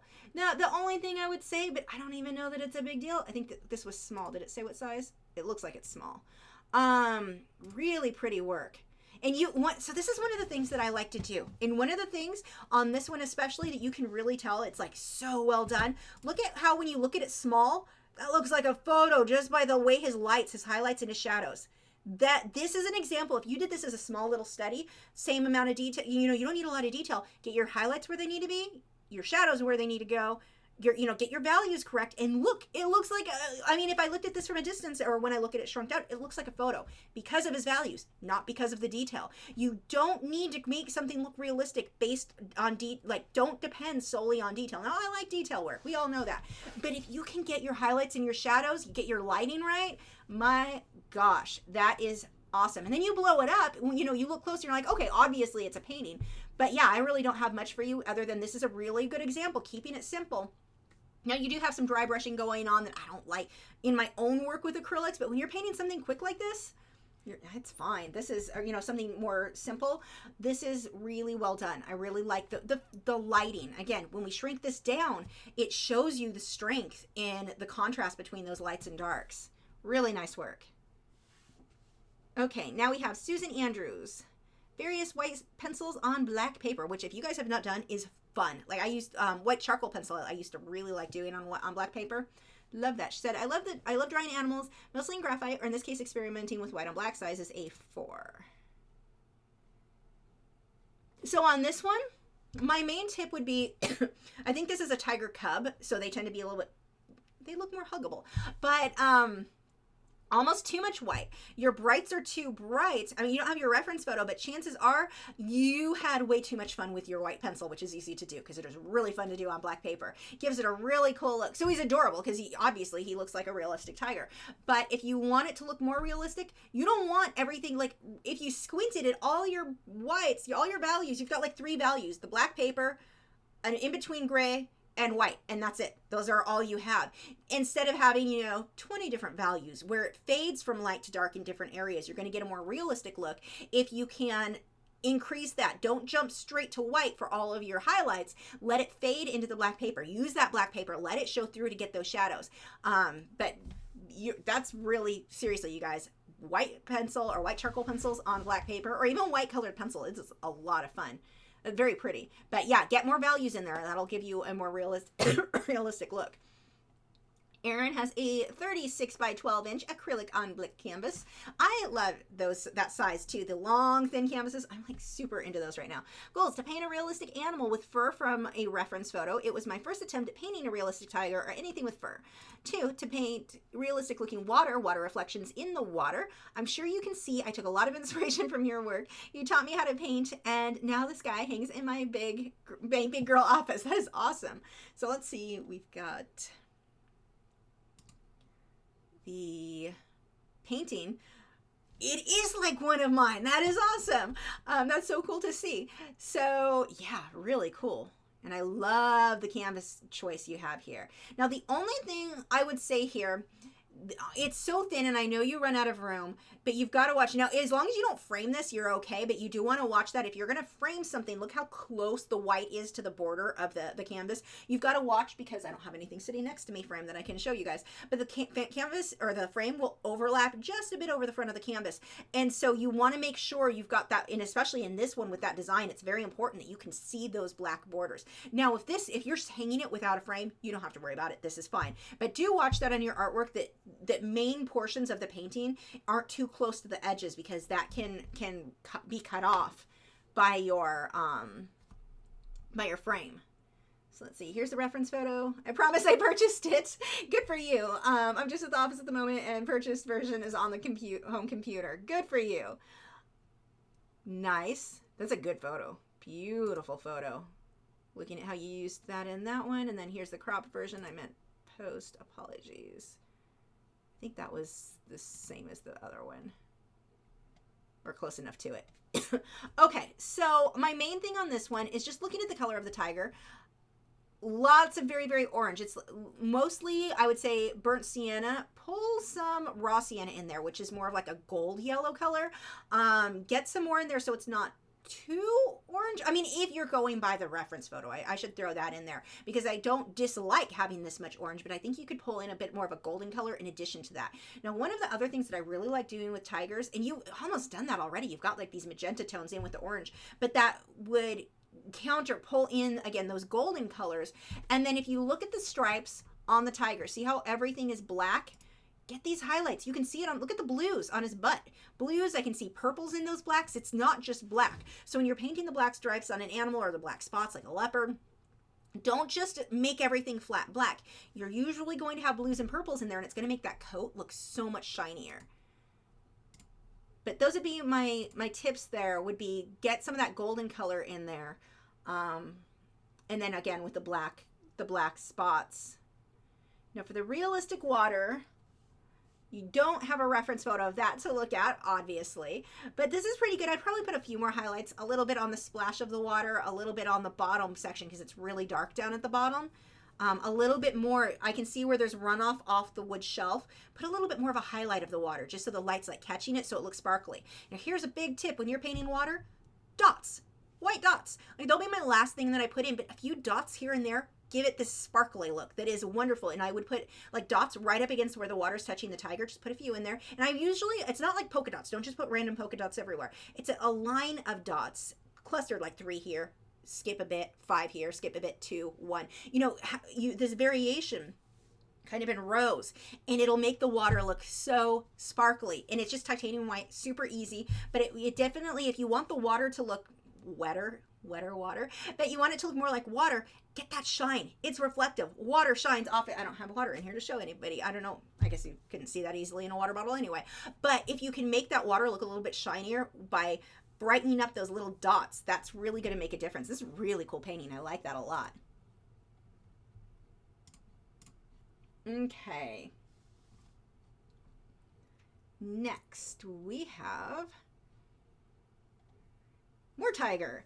Pujitha, I hope I said that right. I apologize because I probably butchered your name. Acrylics on a 12 by 12 canvas board. So here, this one, I actually love tigers up against a gray background. Love that. One of the biggest things, the first thing that stands out to me is the coat. The fur is not going in the right direction, and most of your lines are very stiff, very straight, very harsh. Clumps and clusters, group those together. So instead of just a bunch of little lines, which probably took you so much longer than it would take me to do clumps and clusters, but my clumps and clusters is going to look more realistic. So you're spending so much time trying to do all the little details, and I can see you're putting all this into highlights and all of that. Watch the clumps and clusters of fur. It's not, I mean, you can look at the reference photo. Look how it groups. It kind of clumps, little like almost little triangle type shapes. Watch the direction that it goes in. Don't try to put in too much detail. Black, and it's not, okay, definitely it's not drawn accurately. So that's step 1. Get an accurate drawing. It's actually, I can see you're going to be good at drawing. You're on your way there. Slow down. Spend a bit more time. You will get there. Like, I can see the skill here. But slow down. I think that you're probably doing what I used to do, and I wanted to jump into the painting because that sounds fun, and I would just like, it's close enough. And then you start painting, and you're like, this is off. Let me try to fix this. No, now this is off. Let me try to, this is off. You end up spending more time trying to fix stuff than just spend longer getting a very, very accurate drawing. So that's a big thing. And you want to watch things like, I mean, the fur around the face here, that is separate from the fur back here, but on yours, you have this very flat look. So watch that. And again, this comes to getting that very accurate drawing. And don't feel like me saying it's not drawn accurately means you can't draw. That is not what I'm saying. I'm saying slow down and work on that skill. You will get there. You are drawing way more accurately than I was when I started drawing tigers. Trust me. You will get there. You just want to slow down and spend more time. You know, well, slow down and spend more time. That's not redundant. When you talk about when we look at the white, yours is solid white. When we look at the reference photo, there would be grays, purpley grays. Yes, purpley gray. That's a technical term in case you wondered. But look at the colors in the neck and all of this is not just straight white. There are so many values in there. And then again, when we come back through to the rest of the tiger, look at the fur here is this golden color, whereas when we move back, it's more red. You've got the deeper reds. And really, to get that red, I would use orange mixed with some magenta is how I mix that color whenever I paint tigers. tigers, but you've got that, or like raw sienna mixed with some orange, a little bit of burnt sienna, but I kind of use those colors a lot of unbleached titanium white. That's another one that I use. Look at the lights and look at the darks. You really want to watch that, because if you don't put the lights in the right place or the darks in the right place, it'll distort the whole image. So you've got highlights, you've got shadows, they are not in the right place. They're close. I can see what you're looking at. You're going to be good at this, but slow down. Don't try to finish the painting so soon, and don't think that putting extra brush strokes for hair is what's going to make your work look more realistic. It won't. Getting your lights light enough, your darks dark enough, getting the values in there, having an accurate drawing, those are the things that are going to make your work look more realistic. So you're off to a good start. Keep up with it, but definitely slow down. I feel like I've looked at this. When did I see this one? I've seen this painting before. This is from David. And David, really, my tips for you are the same as for, what was your name? Pujita? Pujita. Same tips for you.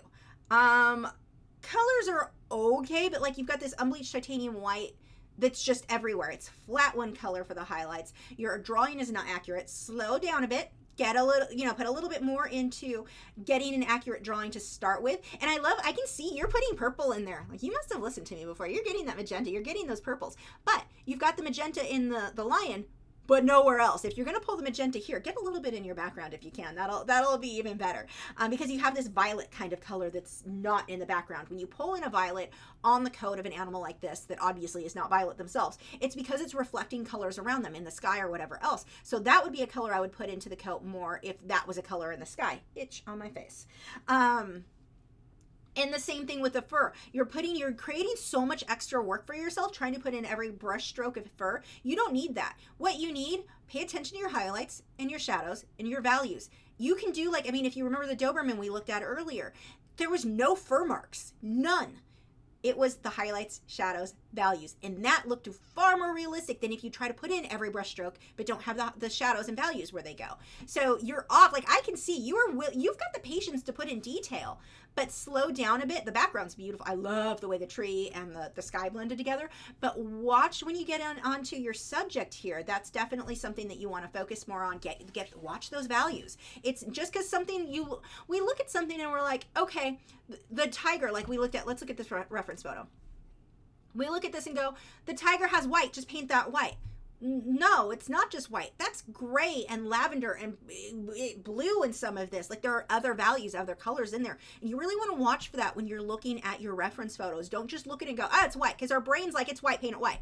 No, you need to really work on seeing what's there and then translating that. And it's going to be harder at first. The more you do it, don't give up and think, I don't see what you're talking about, I can't do this. Don't ever feel that way. That comes with time and with practice and making more paintings. More paintings is going to do more for you than anything else as far as getting better. So hopefully that is helpful.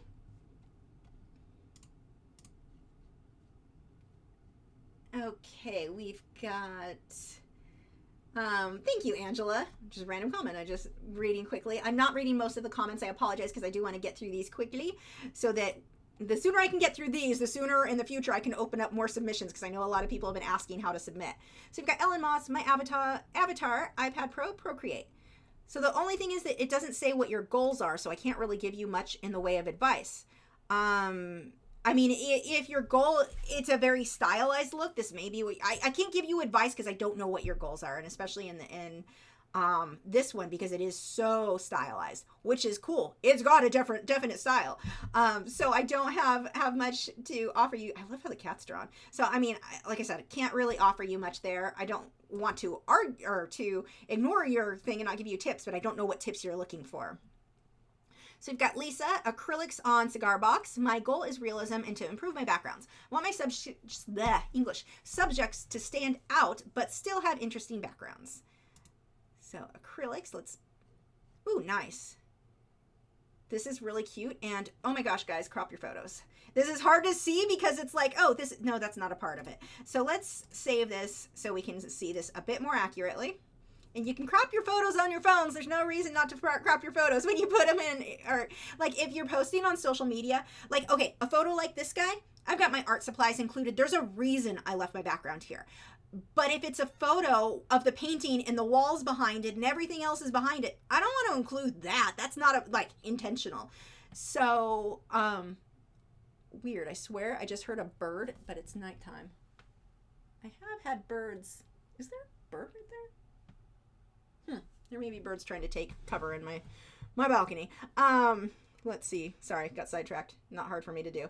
But don't, like in this case, if you're posting on social media, this is not a background you want to show. I think I see your foot and some PJs and a blanket. So, crop it. And I'm not saying that you have to go set up this full photo shoot. Just crop it. Look. Ta-da! Now, this is skewed, and so that makes it harder. But let's go ahead and now we can more accurately see this. And because it's skewed, obviously the boards aren't going to be straight, so we're not going to judge that. This is really cute. I would pull more darks on the cardinal a little bit more. Red is a bit of a challenge. It wants to, I don't know, it has a tendency to look, at least that I've seen, has a tendency to look really flat. So if you can pull some like purples and a little bit more of the burgundies for some of the darkest, like I'm not saying change his feather color. I'm saying for the shadows, if you can kind of hype that up a bit. I love the wood grain. Beautiful on the fence. Really, really cute. I mean, I don't really have much. I don't have your reference photo, but this is really, really cute. I would definitely do a little bit more shading if you're going for more realistic on, actually, we could probably just do that here. Let's pay attention to what area you're pushing, or, oh my gosh, I can't find what I want. Curves. We just drop the darks down a little bit. Oops, too much on the lights. That helps. Just that little bit. Look at how it stands out so much more. Both birds, the fence, everything stands out so much more. Darken your darks. I don't want to lighten anything. I just want to darken some of this, and it makes the lights even appear lighter, but it gives you a lot more depth if you can get those in there. So those are my tips for that one. Let's see. This is from, is it Mikey? I'm not sure, and I apologize. I would love to get some tips on improving my work. I have a feeling I'm not going to have anything for you, because at least looking at the small version, holy crap, that's amazing. My goal is photorealistic. I think you met that goal. This is a pastel drawing on pastel mat, 9.4 by 11.8 inches, using Stabilo, I can't say it, Carb Othellos. I can't pronounce anything. Oh my gosh, your work looks more realistic than the photograph because your contrast is higher. Just leaving this small. Look at the difference. The darks are a bit darker on the artwork and the light's lighter, and it has more depth. The eye looks a little bit like it's sticking out farther, but it's still... Yeah, no, yours is better than the photograph. So I think you have definitely achieved photorealism as you're going for. This is just stunning. The way that you've blended out the background, all of this is just, gosh, there's just so much. The more I look at it, the more I say I like. Look at the highlight on the end of the little eyelash, or the hairs coming out from the underside of the eye. Look at the little highlights, the light catching that. The high contrast. I mean, this is such a good example. Now, it's also a good example if you guys are struggling with getting your values right. Focus in black and whites for a while. If you aren't weirded out like I am by charcoals, they're great because you can get it done really quickly. Just some inexpensive charcoal pencils. It's one of the more inexpensive mediums to play around with. And you can do it just in a sketchbook if you don't feel like doing big pieces. But focus on getting your darks dark enough and your lights light enough. And if you can focus on that with your black and, work in black and white before you move into colors, it's going to make color that much easier. Really get a good understanding of your values. If you know your work does not look realistic enough, it's usually your value. I mean, that is the thing. Work in black and white. Get those values. So often, accurate drawing for sure. Pay attention to the details. But so often when I look at artwork, it's like, it's really good, but the values are missing, and that's why it looks flat and kind of cartoony. So, great work. Wow. We've got Dan Kraus Art. This is a 5.5 by 8.5 big fine point pen. No reference. My goal is to create darker demons than the one in the left bedroom corner. Thanks for what are you talking about? What is this? Darker demons than the one in the left bottom corner. I'm not sure. I don't think I'm reading that right. I think I'm too tired. This is really interesting to look at, though. I don't really have much for you. There's so much interesting to look at, so much going on. Really neat style, neat work. Neat. That sounds like such an old person. Like, you can, I'm showing my age. It's neat. That's neato. No, this is really awesome. I can't really give you much advice. You're not going for photorealism. You're not going for realism. I'm not sure what you mean for the darker demons than the one in the left corner. But this is like such a cool design. Really nicely done. So yeah, I'm no help for you. Sorry. Caitlin, this is realism. How do you render water from a bird's eye perspective in graphite and give it depth? 7x5. At the time, I used a mechanical pencil and did not have graphite pencils. Mechanical pencils you can do a lot with.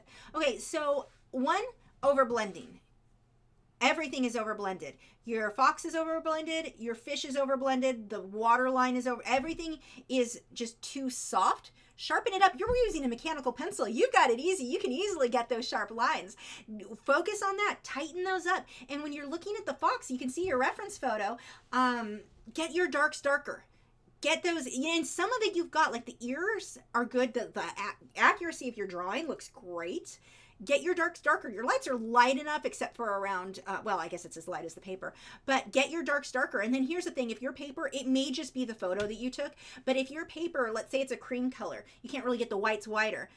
Darken up your darks and it'll make the lights appear brighter. So that would be my first tip.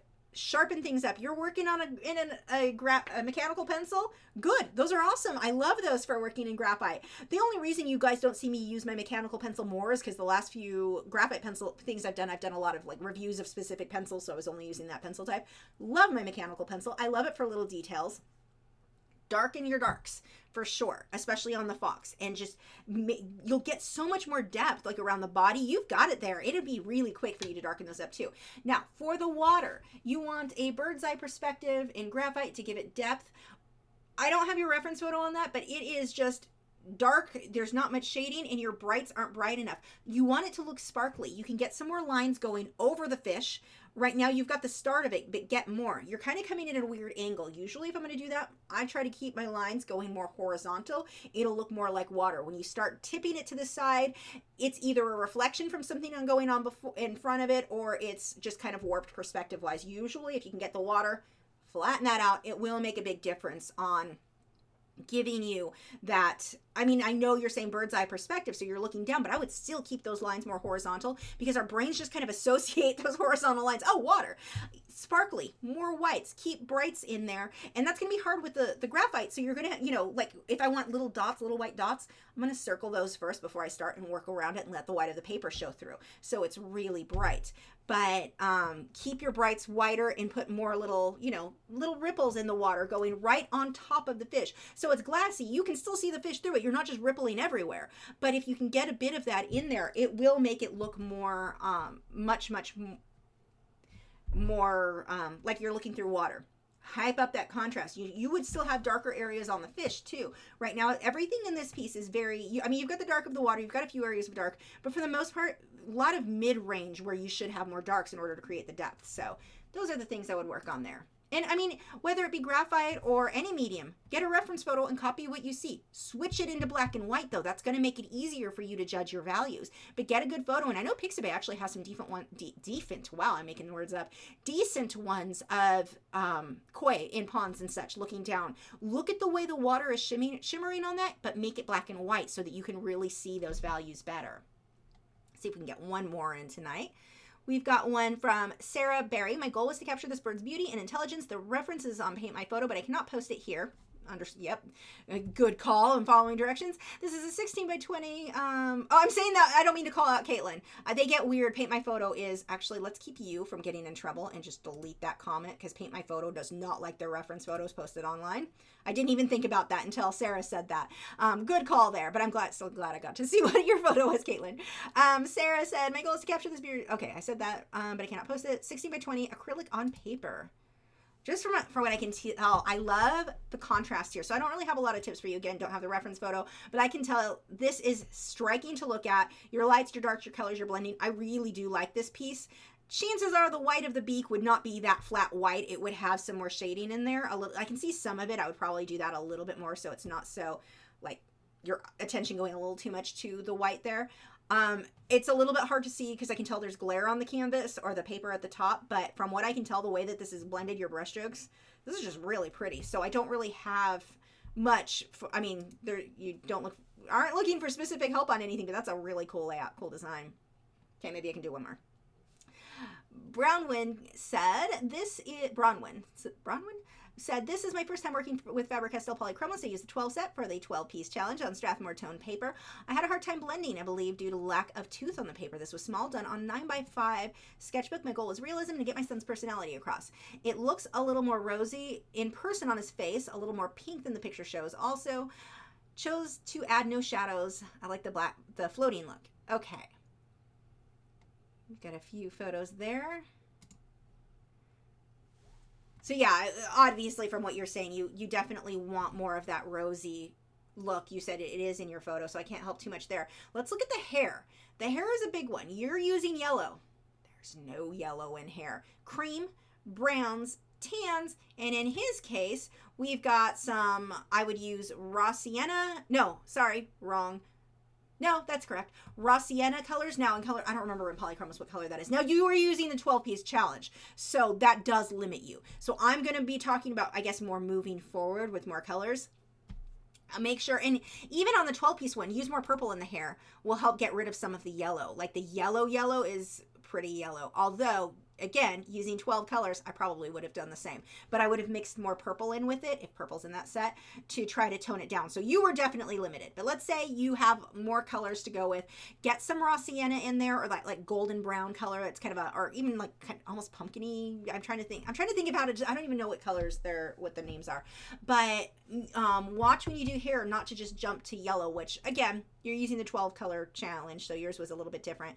Definitely get the darks in the face. He's way too light, but like you said, you do have that. It just photographed darker. Perspective looks great. I like the shading on the red. I probably would have shaded a bit more, gotten a little bit more on the darks there. But because you don't have the darks as much in the face, I can see why you might not go super dark. Watch the white of the eyes. The white of the eyes is not white. In his case, well, actually, here, let's save this. I'll show you. Makes it a little bit easier to see.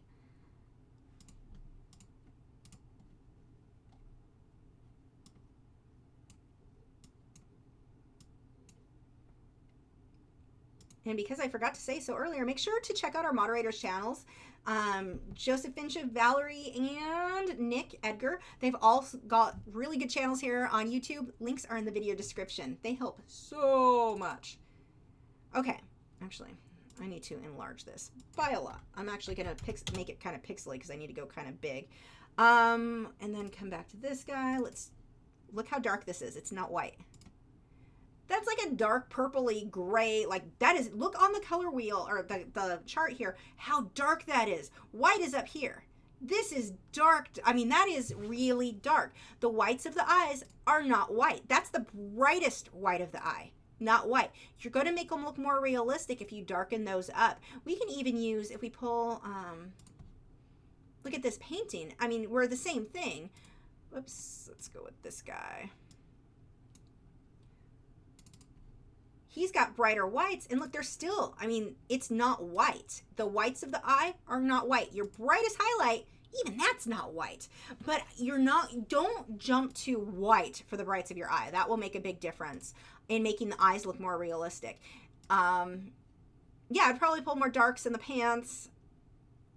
Definitely darken up some of his face. You started, and I can see where your pinks are, but even given where you're at, it probably could still go, because that's, with most people, it can usually go a lot darker on the face. We tend to make the faces too light on everybody. I always joke about how many white Will Smiths I've seen. It is so common. We're afraid to get our darks dark enough. It's scary, because what if we mess up? I mean, that's scary. In almost every case, whether it's a light-skinned person, a dark-skinned person, we almost always need to go darker. almost always. So play around with your skin tones a bit more and darken those up more. Now, with him, he has a very kind of a cartoony feel to him. It's a really cool drawing. So it works for this piece, but when you're trying to get your stuff, if you want to get more realistic, make sure you get the skin tones a lot darker. And then again, with the hair, yellow's not a color you're going to use on hair. So, yeah, but that is where we're going to start on how many more do we have for future videos?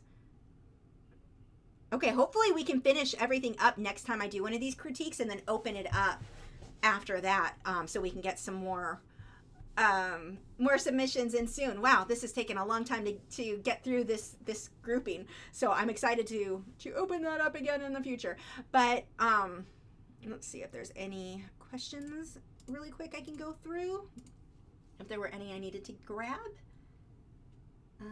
Can I do, okay, I did that one. Yeah, I think we are good. And yeah, we are done for tonight. So I can hear chickens squawking in the background, so he's definitely wanting me to be finished. Yeah, that is it. Thank you guys so much for submitting and being patient as I mess with everything that I can't find the things I'm looking for. You guys, seriously, if you submitted, you are freaking brave. I am so proud of you guys for putting your artwork out there, being willing to have it in front of everybody. But you guys, like, these designs were so good, and I can see so much potential in everyone, which is so exciting. So keep drawing. Never ever let something, like, if someone criticizes something, even if you ask for the criticism, sometimes it can be hard to hear. Don't let it discourage you. Take that and focus on that and keep working. You're going to get better. This idea out there, and I've been bringing this up a lot because I keep seeing people say stuff like this, this idea that art is something you're naturally, like, you have it or you don't, you're born with it. No, that's not how art works. If your work is not as realistic as you want it to be right now, and realism is your goal, it means you just need to paint and draw more. Focus on those details. Do studies. Break it up. Like, don't try to do the full portrait. Do just an eye, just the nose. Or if you're working on, let's say, a tiger, just the eye of a tiger and the fur around it. You focus on small sections. Master that. Get to where you're really comfortable with that, so then when you do the full tiger, the rest of the fur is not going to feel as overwhelming. It's going to be easier to do because you focused on these small studied areas. Even if it's like a patch of fur on the side of the body, that can be enough to really help you to understand how the fur is built, how everything is supposed to go together, and the colors and the values and everything. So just keep working. You guys are everything I've seen. You guys are awesome. And thanks for joining tonight. And I'm going to go entertain Chicken, or he's going to entertain me after I talk to a shrimp. I have a cleaner shrimp I need to talk to. If you've been following me on Instagram, you'll know what I'm talking about. I'm currently obsessed with a cleaner shrimp for a fish tank. I'll see you guys next time. Bye.